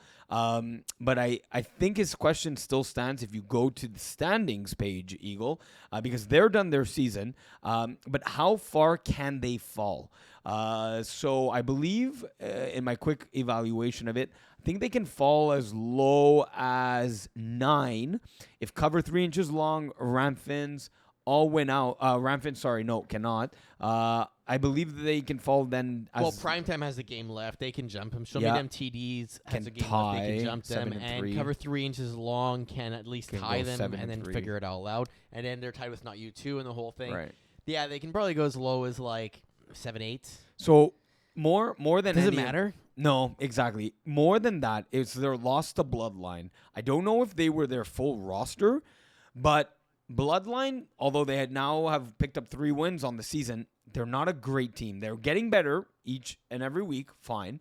But FSU's an experienced team and a more athletic team, and they got their bleeps handed to them by Bloodline. More or less. The game, they got very chippy. The game actually had to be called with about 3 or so minutes left because there was too many altercations going on with warnings having been handed out. So that's a loss where that hurts. It hurts because they should have won that game quite convincingly, in my opinion, and they didn't. So to me, the more they fall, they get perhaps worse matchups earlier in their playoff run. I think that's where Mo was going, and I tend to somewhat agree with that. We need to tee up Eagle, our Division B guest, if you know who that is. I do. Perfect. Because we do shift over and focus to Division B. So if you can give him a 2-minute warning. We're going to talk with Marvin Steinberg of Mangoose. We're going to talk to Marvin a little bit about his time subbing / now a part-time, full-time member of Mangoose. Have his thoughts on the Division B, thoughts on joining the Nick Schaefer crew, and just a little bit about Marvin. Of course, whether he likes pools or beaches more, and of course his summertime cool-down drink that is post-game. What is your expectation for his answer? Is it going assuming beer? He does answer, I think, is the main one right What? now. Why would he not answer? He said, "Give me 5 minutes." Oh, okay. He needs 5 minutes. But his no. But what's his expectation? No, so he will answer. So what do you think he's gonna answer for the refreshment? No, he's going with the beer. Yeah, he's going with beer. Yeah, Right. I knew Willpower wouldn't though. Yeah, I knew that one too. Yeah. But come on, everyone else, let's be real. Brent said it was a close second, but maybe it's just second. It was fruit fine. smoothie, but yeah, you got to go ice cold beer. Where is your favorite location in FPF to have that ice cold beer after a game? Ooh, Is it the well, park? okay. This also depends on whether or not You're allowed. the locations are open, because the past few seasons, there's times where you go to like the local bar in one of the Like venues and it's Lachine, not there. I think or- Brossard being the clear example of like Yeah, they used to it's, have like, a bar always and closed. It's always closed now. Yeah. Yeah. Lachine was hit or miss for a while and everything. That was weird, but yeah, there was Bay d'Urfé, which had a place but not really. Then Oh, yeah. Laval Yeah. has a place but not often. Really? Indoors. They Yeah, do? Bordeaux Boulogne has a little sports bar in the back. A sports bar in the back. Okay, yeah, I've Here's always seen it closed. Yeah, but that's exactly what I mean, though, Yeah. right? It's not always it's hit there or in the miss. whole Yeah, thing. yeah. So if because places are. By the way, we don't condone that because the complexes don't necessarily allow it. But where is your favorite spot to have a beer? I'm gonna go with the Laval the outdoors Laval when the music's going with the beach volleyball and concealed and like hidden beers. That's one of my top places for me. I think Music's going. You had your game. Again, hide the beer because they are constantly patrolling in their car. Yeah, That's I think for it's Laval. me, again, it depends on where your game actually is. Yes, let's- that's literally the point. But that's why, like, I'm trying to say, like, the simple answers is like, find like a Les Trois Brasseurs type of thing. Go for like a terrace breakdown somewhere. You can do a casual. No, that's sport. not what I'm asking. I'm Huh? asking like on the field after your game. No, I'm not doing that. I'm gonna get an actual legitimate place. I'm hungry too. I'm gonna get some snacks, some maxi fries, some chicken wings. So and way nice, to not a nice pint of an IPA. way to not answer the question. So while we wait for Marvin Steinberg will join us very soon here. We'll start with a question here for Division B. Let's start with let's go with your thoughts on Nick Schaefer, Eagle. We'll ask Marvin on his thoughts of Nick Schaefer. What do you think Marvin is going to answer about his Can I favorite? just answer the question as opposed to trying to figure out what someone else is gonna Yes, say. yes. I want you to guess what Marvin is going to say when I ask him about his favorite or surprising trait of Nick Schaefer. What do you think he's going to say? His favorite or surprise? Let's go with favorite trait of Nick Schaefer. What is he going to How say? happy he is all the time. Like, he's always smiling on the field. He's always enjoying Jovial, being yeah. there. Jovial, exactly. Like, I love the energy. So I think that's going to be His favorite? the favorite thing. I'm going to go, he's going to say his deep ball. I mean, yeah. He's I gonna- don't know. That's my guess. Anyone can throw me a deep ball, though. I Yeah, want them to do it with a joy, a passion. It's not just like Okay. if I drop it, he's gonna be upset, obviously, but you'll come back to the huddle and it'll be like no problem. Versus getting screamed and yelled. So at I type of thing. still, fair point. I still think you're answering the question as what is your favorite trait of Nick Schaefer? I mean, But I'm asking what Marvin's going to say. I think he'll say something very similar, and we will find out. Okay. And his surprising trait, if you get an answer in quick, like you're surprised by this. No. That he missed a bunch of games. Okay. Yeah. Hello, Marvin Steinberg. What's up, guys? Hey, how's it going? I'm well. Very excited, to be honest. Awesome. Yes. Thank you for joining the show here. You have a handle for Instagram or Twitter? Sorry? Do you have a handle for Instagram or Twitter or Threads that you want to promo? No, not really. All right. No, you have an Instagram no handle, Do I no have life. Instagram? I have Instagram, yeah. Yeah, Marvin. What's your handle? It's Marvin It, Steinberg. it's Marvin, yeah. Oh yeah, it's Marvin. Yeah. Yeah. There you All go. right. We may continue now. Yeah. Marvin, welcome to the show. We're gonna talk a little Division B with you, if you don't mind. So we'll start with the question. So before you joined the show, I asked Eagle the question I'm about to ask you, and I asked Eagle, what do you think Marvin is going to answer? So I am now going to ask you the question and see. Okay. We'll see how close Eagle got versus I got, because I also answered how we both answered how we thought you would answer the question. So the question is, what is your favorite and or you can pick one or the other, your surprising trait of Nick Schaefer? So let's go with favorite first. What is your favorite trait of Nick Schaefer? His positivity. Oh, Eagle got that one right. Oh shit. Shit. I gotta say, he's got to be one of the. I've never seen him mad.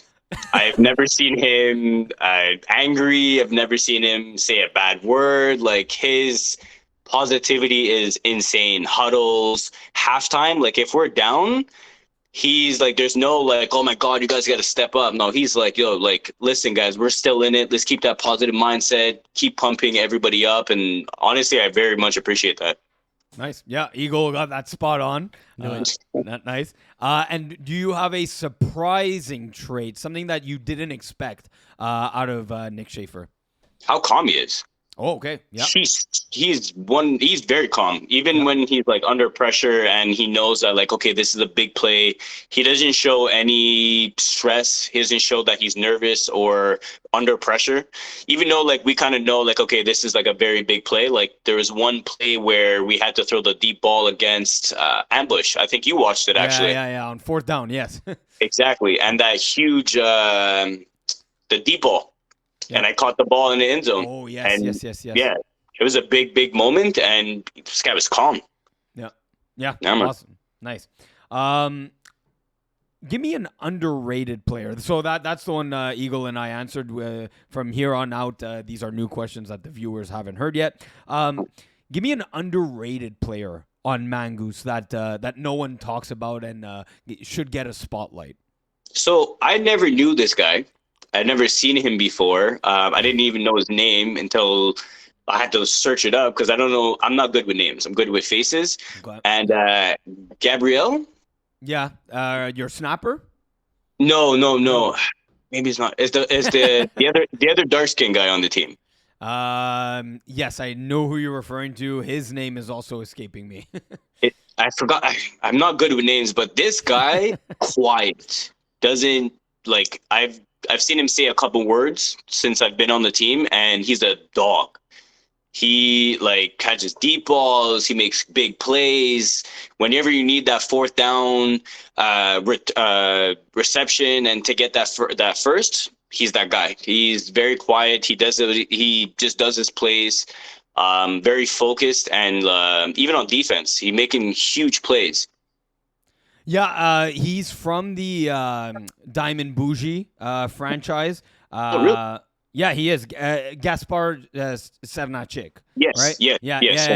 He is. He's absolutely a baller. He's someone that I don't believe I necessarily reached out and contacted, but he's one of the names that I thought of bringing onto my Division B team. And Nick Schaefer did a great job recruiting him there. That's definitely a good name to spotlight for 100%. Very, very fast too. Jesus. Yeah. No. Yeah. Exactly. Deceptively fast. Well, like deceivingly fast, maybe not. But like, just no one. I totally understand what you're trying to say. That no one really talks about him, and that's a great answer to the question. Marvin, I've been asking players that have joined the show because we've been having a lot of guests like you on today's show. As you see, I'm alone here. So been asking questions to get to know the players and the community members a little better. This one's a little different. There's one question I've been asking that's consistent and constant. This one's not.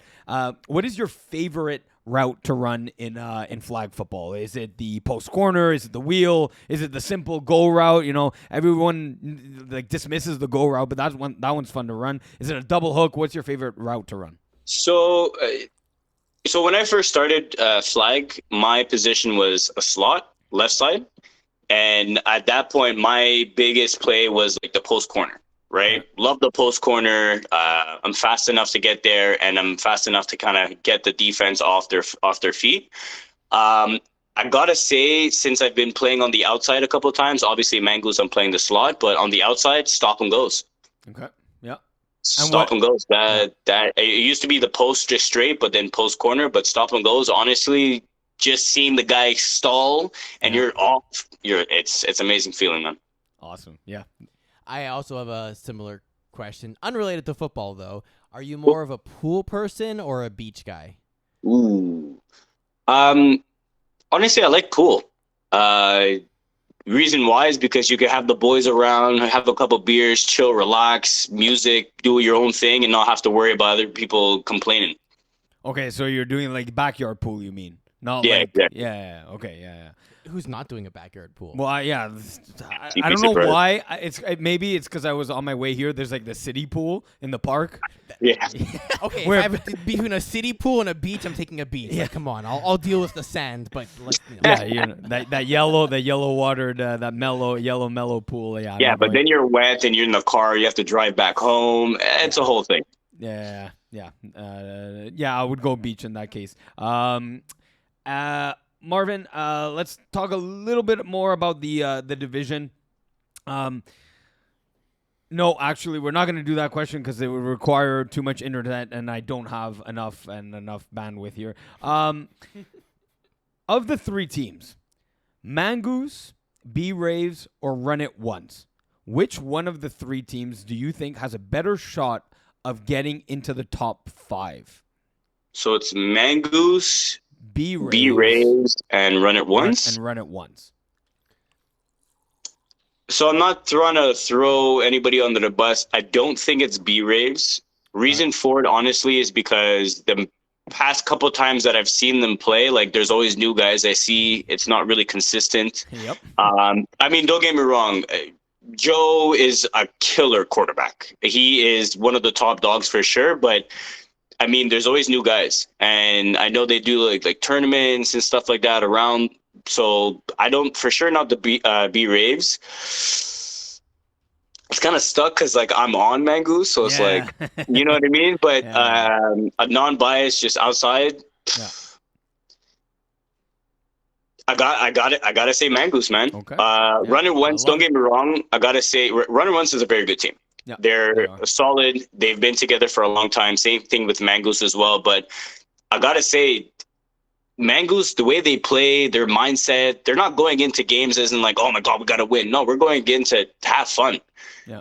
Go kill it. Go do our best. Do it the most we possibly can. Every single time I see halftime, these guys are like in the huddle. They're talking about strategy and stuff like that, but their main thing is just to have fun. They're a bunch of guys that they've known each other for so long and just go out there and have some fun. So I gotta say Mangoose. And it's that, and then the results will come with that, Yes. right? Exactly. Yes. It's instead of results first and then have fun, it's have fun, and guess what? Results come with that. Exactly, right? And I gotta say one thing too is like Mangoose has pulled off some crazy wins that we didn't think that we're gonna win, and we're pulling off some wins that people don't think we're gonna win it. So I gotta say Mangoose, man. And I'll even extend that, even in a game where you lost to Beers and Brownies, right? I think we were up 4 possessions on you guys, and you battled back all the way, made it a 1-score game, made it really a battle to the end that I got kind of nervous there. I'm like, okay, we're up 4 possessions, and no, your exact mentality, it was exactly what you're saying, was on full display that night. Yeah, man. Honestly, like that was a crazy game too, though. To be honest. Yeah. So Marvin, last question for the division, and then I'll have another personal question.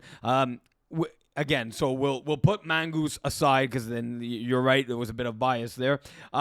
Who's your division favorite in your eyes, other than your team, Yes. to make the finals? So name me the 2 teams that you think will make the Division B finals. Like the end, like championship game. Yeah, the championship finals. Give me the 2 teams again. We'll exclude Mangoose from the list. Yeah. But who do you think then would be the 2 teams that play in the championship Division B finals? Man, that's honestly one team I gotta say, and I didn't think they were that good. Seeing just looking their roster, their picture, or whatever.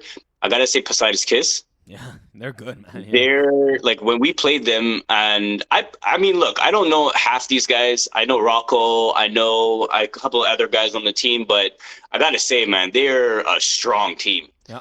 And I didn't think they were until we played them. I'm like, yo, you guys have good connection. Rocco, I did not think he was a quarterback. This guy's killing it. Yep. Doing really well. Yep. Yeah, he's doing really well. Another team. All right, so Poseidon's Kiss going up against. Oh man, it's either gonna be blessed or freaking beers and brownies. I think it's called. Sir. Yes, sir. Yeah. Yeah. Okay. So you got Poseidon's Kiss versus either Blessed or Beers and Brownies in your Division B final. That is Yes. Marvin's perspective there. And then Marvin, I've been like I said, I've been asking this question to everyone. I think Eagle and I know the answer here, but give me your summertime refreshment beverage to cool you down post game. Is it iced coffee? Is it fruit smoothie? Is it a slightly frozen Gatorade that's like slushy, like color of your choice, or a nice cold beer? Man, you got me on the spot because I'm not gonna lie, it's gonna be between the fruit drink, which is gonna be a McDonald's blueberry smoothie. Okay. Everybody on Bless kind of knows me. That's my stuff. Yeah. And a beer. So I gotta say, honestly, it's gonna be the smoothie. Oh, wow. Okay, that one Yeah. is a surprise. Yeah. That was a because surprise. I mean, there's a couple of times. Like, don't get me wrong. Yeah. Who likes a nice cold beer, right? Exactly. Yeah, of course. I'm that guy, but I gotta say that smoothie, man, hits the spot. It hits. Yeah, it hits different. That's it, man. Eagle, any other questions? No, that's pretty much it here. Marvin, if you're not going to be in the finals, you want to do broadcast work, or are you just going to be chilling on the bench? Oh, you know I'll be there. Yeah, but I'll be there for sure. You'll be there, but you'll do broadcasting maybe? Is that On the field or in the booth? That's the real question. Ooh, that's big. I guess we'll see. I don't know. I guess we'll see. Well, you're on the list of potential candidates to call some games if you're not playing in it, of course. Marvin, thank you for joining the show. Hope you enjoyed the few minutes here with us. 100%, man. Guys, it was an honor, and can't wait to see it. Awesome. Awesome. All right. Cool. Thanks, Marvin. Thanks, Have Marvin. a good night. Perfect. It's Marvin. It's Marvin. Marvin S. Oh, he's still here. God damn it! No, they're not. They don't hang up the phone when they're supposed to. Bye, guys. Easy. Bye. All right, see ya. Everyone wants to stay on the show a little longer. They're what is it? Overstaying their Overstaying their welcome. They're welcome here. Yeah. Yes, you should contact our next guest because we will wrap up here in Division C. I'll leave the guest for that's going to be joining us on suspense or in suspense. But on suspense.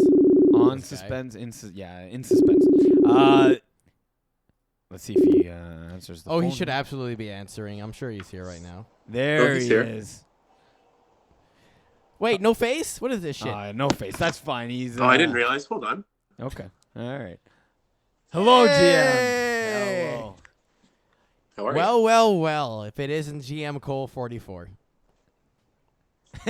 How's it going, GM? How are you doing? Well, thanks. I'm doing okay. I thought you guys would call me a little bit earlier, so Yes, we Kate apologize. started playing Mario Kart without me. Okay. I'm sorry. It's technically my fault. I had a call with Australia that finished at 7, which made me be here a little bit later than I wanted to. And And then? also I had a Mexican standoff at a Starbucks. With Jose. Or Jos. Jos, as they The said. shows. Yeah. So we'll parle pour des choses. We'll talk about Division C. GM Kolethras, as you're playing in the division. First of all, your general thoughts on Division C. How have you felt the competition level? Of course, you've wrapped up your season in going 8-2. How did you feel overall, Division C, the competition level, and your thoughts? Yeah, we closed out at 7-3, actually, not 8-2. Yes. No worries. Our 3 losses are on every end of the spectrum, I think. So Backyard Bullies lost to Green Munches, to Never Overtime, and to Diamond Bougie. Yeah. And one of these things are not like the others. Yeah.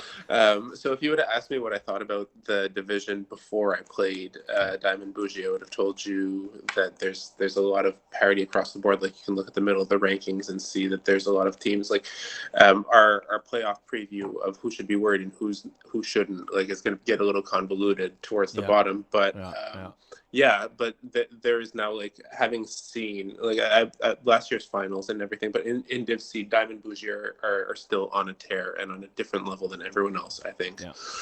Everyone on Backyard Bullies just kind of had the same sentiment that, like, the slowest player on Diamond Bougie is faster than everyone on Bullies. Yeah. That's no surprise, and I tend to agree. They were already finalists for Division 4, and they just added 2 amazing players, I believe 2, if not 3, in Jerome Hovington, free agent acquisition, and Charles Vero. So already adding to a finals team in Division 4, they just added 2 more studs to their team. So I definitely agree with you. They are right now the class of the division. Can't argue with that. Yeah, without a doubt. There are a couple teams that are neck and neck. Teams that really played us hard as well. I found that, like, Bible Study have the ability to go, like, neck and neck with anyone. Like, Game Changers are perpetually smart. We'll talk about Bissett and Dirty Birds soon. But yeah, top to bottom, there's a lot of strong teams in C, and it honestly just comes down to 1 or 2 possessions that will lose you not just the game, but, like, the season. Like, there are teams that are missing out or will end up missing out just because of, like, 1 or 2 possession games. Well, I was going to say, I think the one thing that's super surprising about Bullies is that as much as you're the 2 seed, your plus minus is very close, right? Like, every win has been by effectively like a score or less type of breakdown. Normally you see what we're seeing, for example, with, like, Diamond Bougie, where there's a significant, plus minus differential. Arguably, Bissett de Put is kind of in that boat to a degree. But yeah, I think that's the big surprise where, going 7-3 with a plus minus of 19 really shows that level of parity and the tightness of that division where, you miss out on 1 score in those games and suddenly you're at the bottom of the standings in 3-7, right? It could easily be the other way. You see that, like, because we've already played our 10 games, if most of the teams that are 6-3 or 6-4, if that are 6-3 play, we could drop as far as, like, 8th or 9th. Although your points against are already lower than some of the teams that have played 9 games, so that does work to your benefit if there is an eventual cluster of teams at 7-3. Excellent. Yeah. I do actually have a follow-up question on that topic. This is a larger Division C as compared to some previous years. Sometimes it's a little bit smaller, or our Division 3s, let's say, have been usually a little bit more niche. C is kind of like that middle ground where we've never had to split it into subdivisions or anything. But this year, we're at 25 teams, right? Yeah. That's a large Division C. And so, being the historian of FPF, I'd like your perspective of how you feel the larger divisions, the conference-style divisions, the subdivision divisions, the splitting and everything. Like, what have you seen be the best outcomes? And if you were commissioner for a day, how would you have treated Division C playoffs? So, I feel like on paper, just thinking about this concept of all these teams that are making the playoffs, it feels really participation trophy-esque. But when you dig in a little bit deeper, like, because we're seeing now, like, the result of these outcomes and how we're going to talk about the playoff picture, there's a lot of teams that are really close together. And if there were fewer teams that made playoffs, like, so many teams would have been, like, just furious or like have their postseason ruined again by, like, a 1 possession game or 2. Like, it comes down to things being so close and everything mattering. The only real playoff picture I can think of that was anywhere like this was there was a Division 4 a while back before we started splitting Division 4, where there was something like 40 teams in the division. And what ended up happening is, I think in the two conferences, the Conference A and Conference B, the top 4 teams got a bye. And then like 5 through 12 played each other. And what ended up happening, I believe, is that like of the 4 teams on each conference that got a bye, so like 8 bye team conferences, the ones that played afterwards, like only one, like everyone who got a bye got knocked out because the teams that were playing each other in the opening rounds got more practice, and like all the teams were there was so much parity across the board that like getting those reps and that extra chemistry helped most of those teams. Yeah, kind of. I can see that working out potentially in this year's Division C.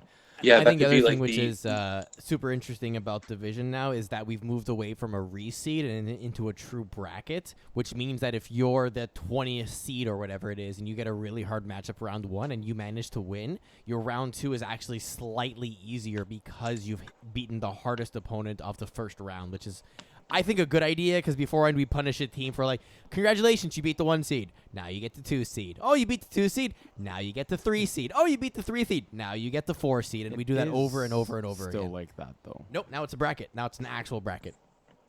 You should probably go to the website and check it out.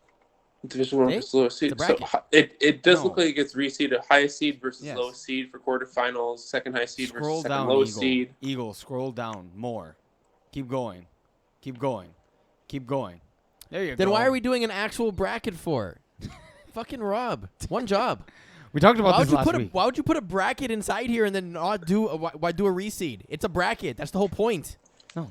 Yeah, so all that to say is I think that the inverse of that might happen here. So those like 13 through 20 teams who play each other, like the teams that win from there might use those extra reps to their advantage and go on a tear against the higher seeds that they play later, who might get complacent having like a week or even 2 weeks, depending on how the calendar falls, of buys before playing in the playoffs. Like you've got to go from 0 to 100 real quick when the teams that are fighting for their lives and for scraps are giving it all they've got.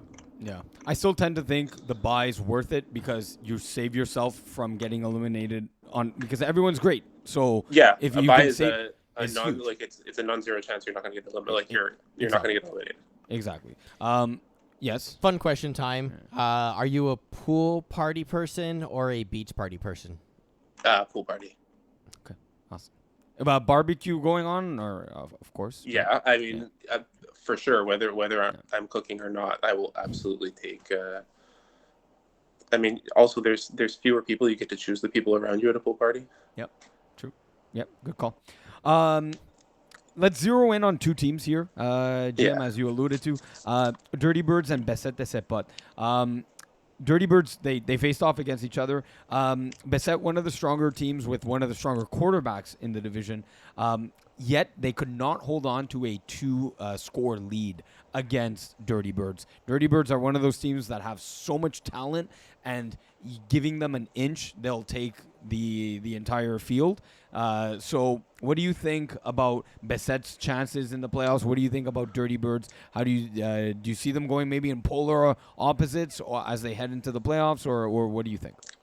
Yeah, so super exciting for the Dirty Birds, who seem to be figuring it out after a slower start. Mm-hmm. This is a team like littered with football talent and great genetics. So just like ending that game with even just like looking at the recap there, and like Quaid, not Lonnie, throwing the game winner to Justin Blackie. Not everyone's familiar name, but someone that you should definitely be paying attention to, who's probably faster than like the average of people listening to this right now, like present company included. Like he's one of the faster guys on that team. Like even with James and Quaid there, he's got speed of his own. Yep. So just like the chemistry of this team, like they've got a strong football core, and just like trying to bring the bottom up to like the median of the team has been their downfall. So like early on, if you look at the team, you just say like if you stop James and you stop Quaid, then you're going to win the game. And that's as the season is going on, that's becoming less and less of the case. Right. So the other players on the team, so like Justin Blackie is stepping up as well. Terrell's Cousins also stepping up. You see the playmakers on this team. So I think that Bissett and Sipat could be going in the opposite direction, but I don't think that's the case either. To me, they look just all over the place in the sense that like you see guys missing every week and they're scrambling to fit in like one or two guys. I think if come playoff time you have that regular roster and it's the same guys week in, week out, we're not having this discussion. They're closing out games the way that we think they're going to be closing them out, and they're much stronger than this first glance team that we see that just let it slip against Dirty Birds. Yeah, I think Fred Paquette-Perreault and François Rochelot might be the best 1-2 or QB wide receiver duo in the division. The arm on him and the speed of Rochelot, it's almost unstoppable. You literally have to put a safety at your own 10-yard line when they're starting their drive. Yeah, I think he can just air it out effortlessly. Yeah, exactly. So and then if you start covering the deep, that opens the intermediate, and you've now seen him starting to develop a flag playbook, as seen in Game of the Week with Bissett. But so they're definitely, like you're saying, when that full roster is there, watch out for names as well as like Vincent Biandi, Bruno Provencher. These guys are really, really, really good, and they're fitting into a system here. So as we look and move on with the division, there's some bubble teams at the bottom of the standings, GM, and gonna just run through them real quick with you in a safe or in trouble segment here. So if we look at pull up the standings, Eagle, please. Let's start with 4th and Schlong. Are they safe or are they in trouble? So I think they're relatively safe. They've played all their games, so a lot of things have to happen for them to get bumped out. I think their only real worry is who they're going to play, and depending on how all the other teams shuffle up, like that's the only worry I would attach to that. But they're relatively safe, I think. For their playoff spot, they're safe. Yep. Top season are 2 games out right now. So I think that winning 1 out of the 2, and there's definitely one more winnable than the other. They have Bassett and they have LBB. So even if they go 1-1 there, they finish 5-5, and they're above this cluster of 4 and 6 teams. Yeah. So probably the lowest on the list right now. So lowest in trouble or safest? Lowest in trouble, exactly. Yeah, safest. Safest team, perfect. The infantry. This is a team that could be in trouble. So if JYD win out, JYD have the head-to-head over them, and I feel like this is the team that gets bumped out in that case if they lose. So they absolutely control their destiny from that perspective of if you don't want to have to worry about whether JYD win 2 out or not, win your game this weekend. Yeah. Next is never overtime here. Yeah. Never. I don't know what to think of this because never. I know. One of the teams that beat Backyard Bullies. So they're playing Primal. That's not going to be an easy game. No, not at all. I think that Eagle, if you don't mind just looking up the previous few games for Never Overtime where they've been on a bit of a tear, I don't think that they've faced the same caliber teams as I mean, they faced Sharks, one of the top 5 teams in the division, beat them 40-34, lost to 4th and Schlong by 1 point, very tight game there, 32-31 loss, and ended up beating Backyard Bullies, your team there. By again, 1 possession. Yeah, 3. So they've also been demolished by multiple teams multiple times. Early on. Yeah. Even more recently, too, but... Not really. Not as much, yeah. Not really. They beat Trap Stars by 4, beat Sharks by 6, lost by 1 to 4th and Schlong, and won by 3. So, I mean, their last month have been all one-score games. Yeah, but I remember, if we go back a couple weeks, a couple of these games they scored at the end of the game to make it, like, more close, but it wasn't actually a close game.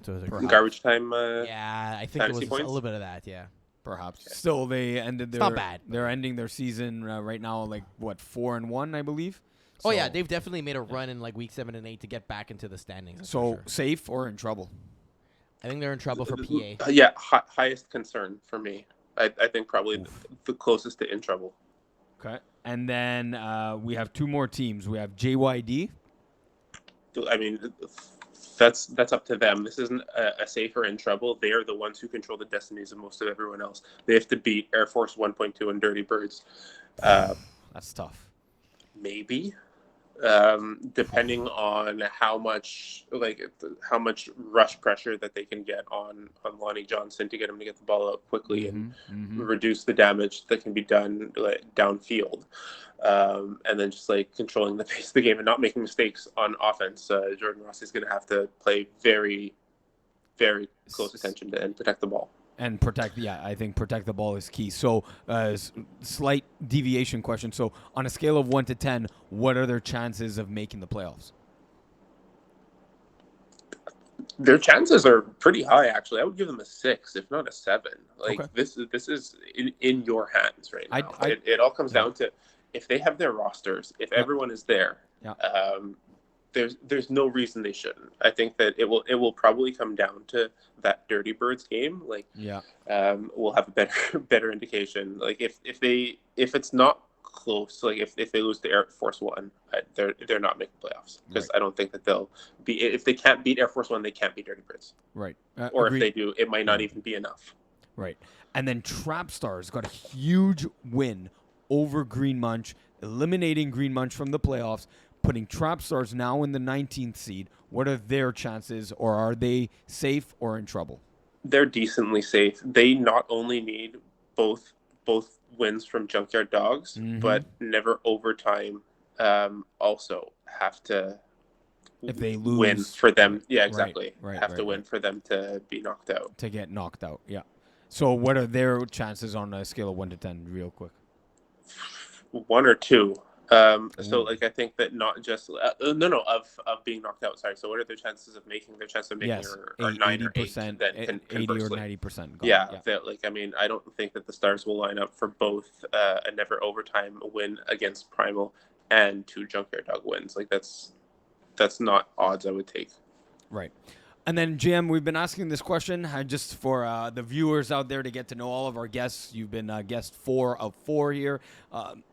Sorry, asking a personal question. We asked the beach and pool. But, GM, your summertime refreshment beverage to cool you down post-game, is it iced coffee? Is it fruit smoothie?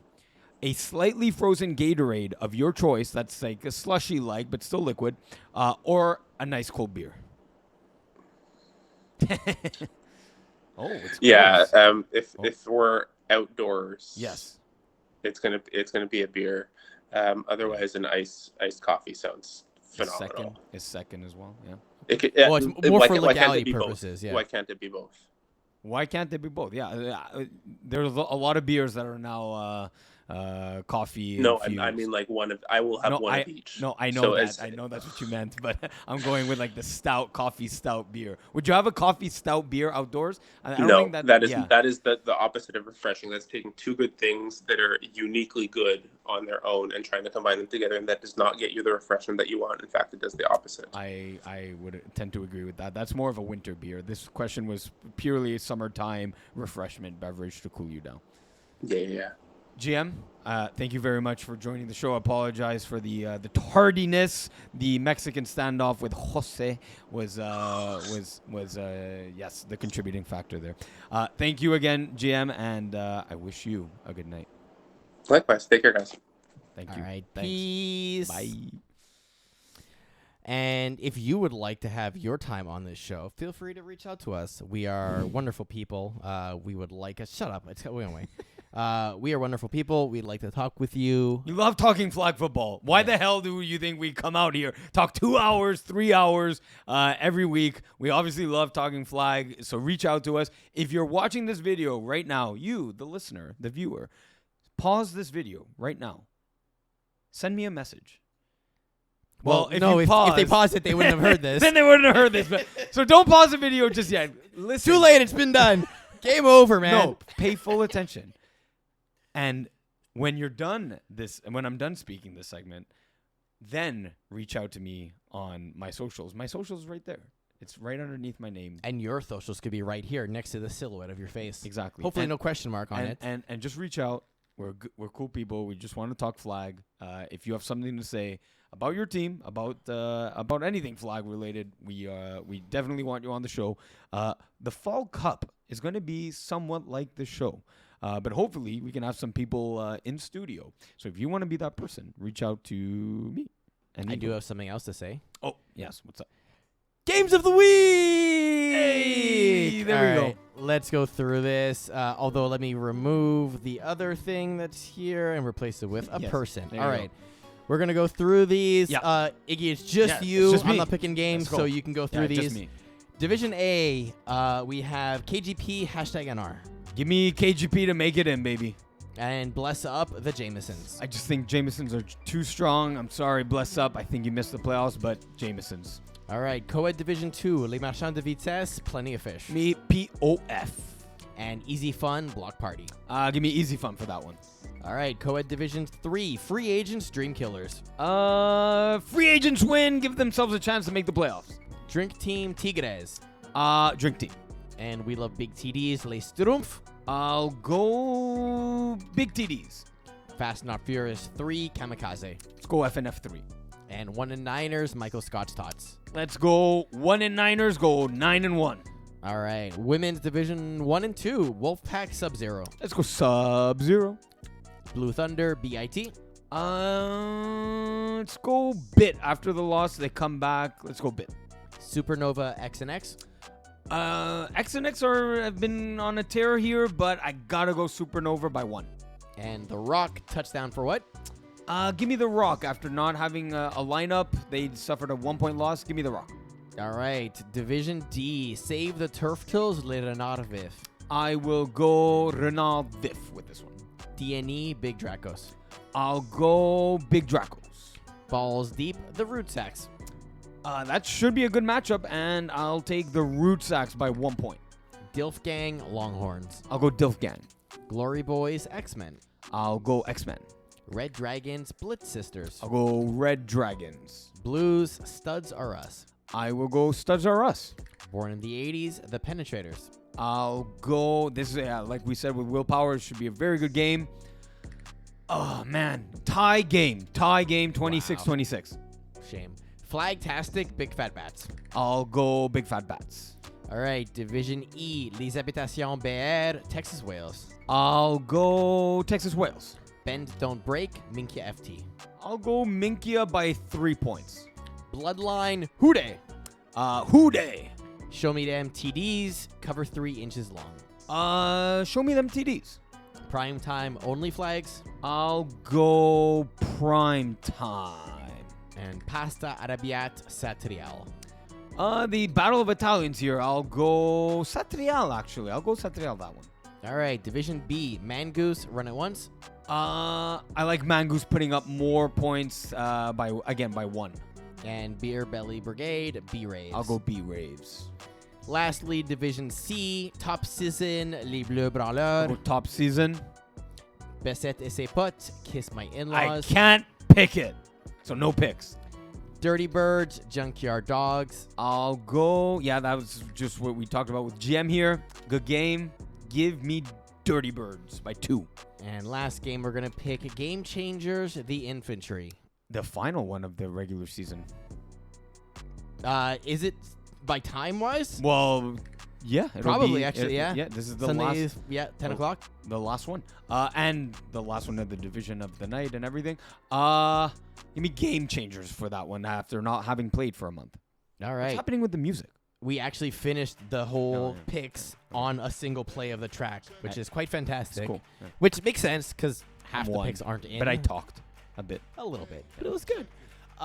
For anyone who's currently on the playoff bubble or doesn't know exactly if they're going to make it in or not because of all the tie breaks, we get the scores onto the site ASAP after the games are done. We try and process everything as quickly as we can. So hopefully Monday morning we'll have the standings, the playoff breakdowns all set up properly. Yes. And then we'll have the schedule in place so that we can get started as fast Tuesday, as possible. which is Tuesday, so expect that schedule to come out for Monday night.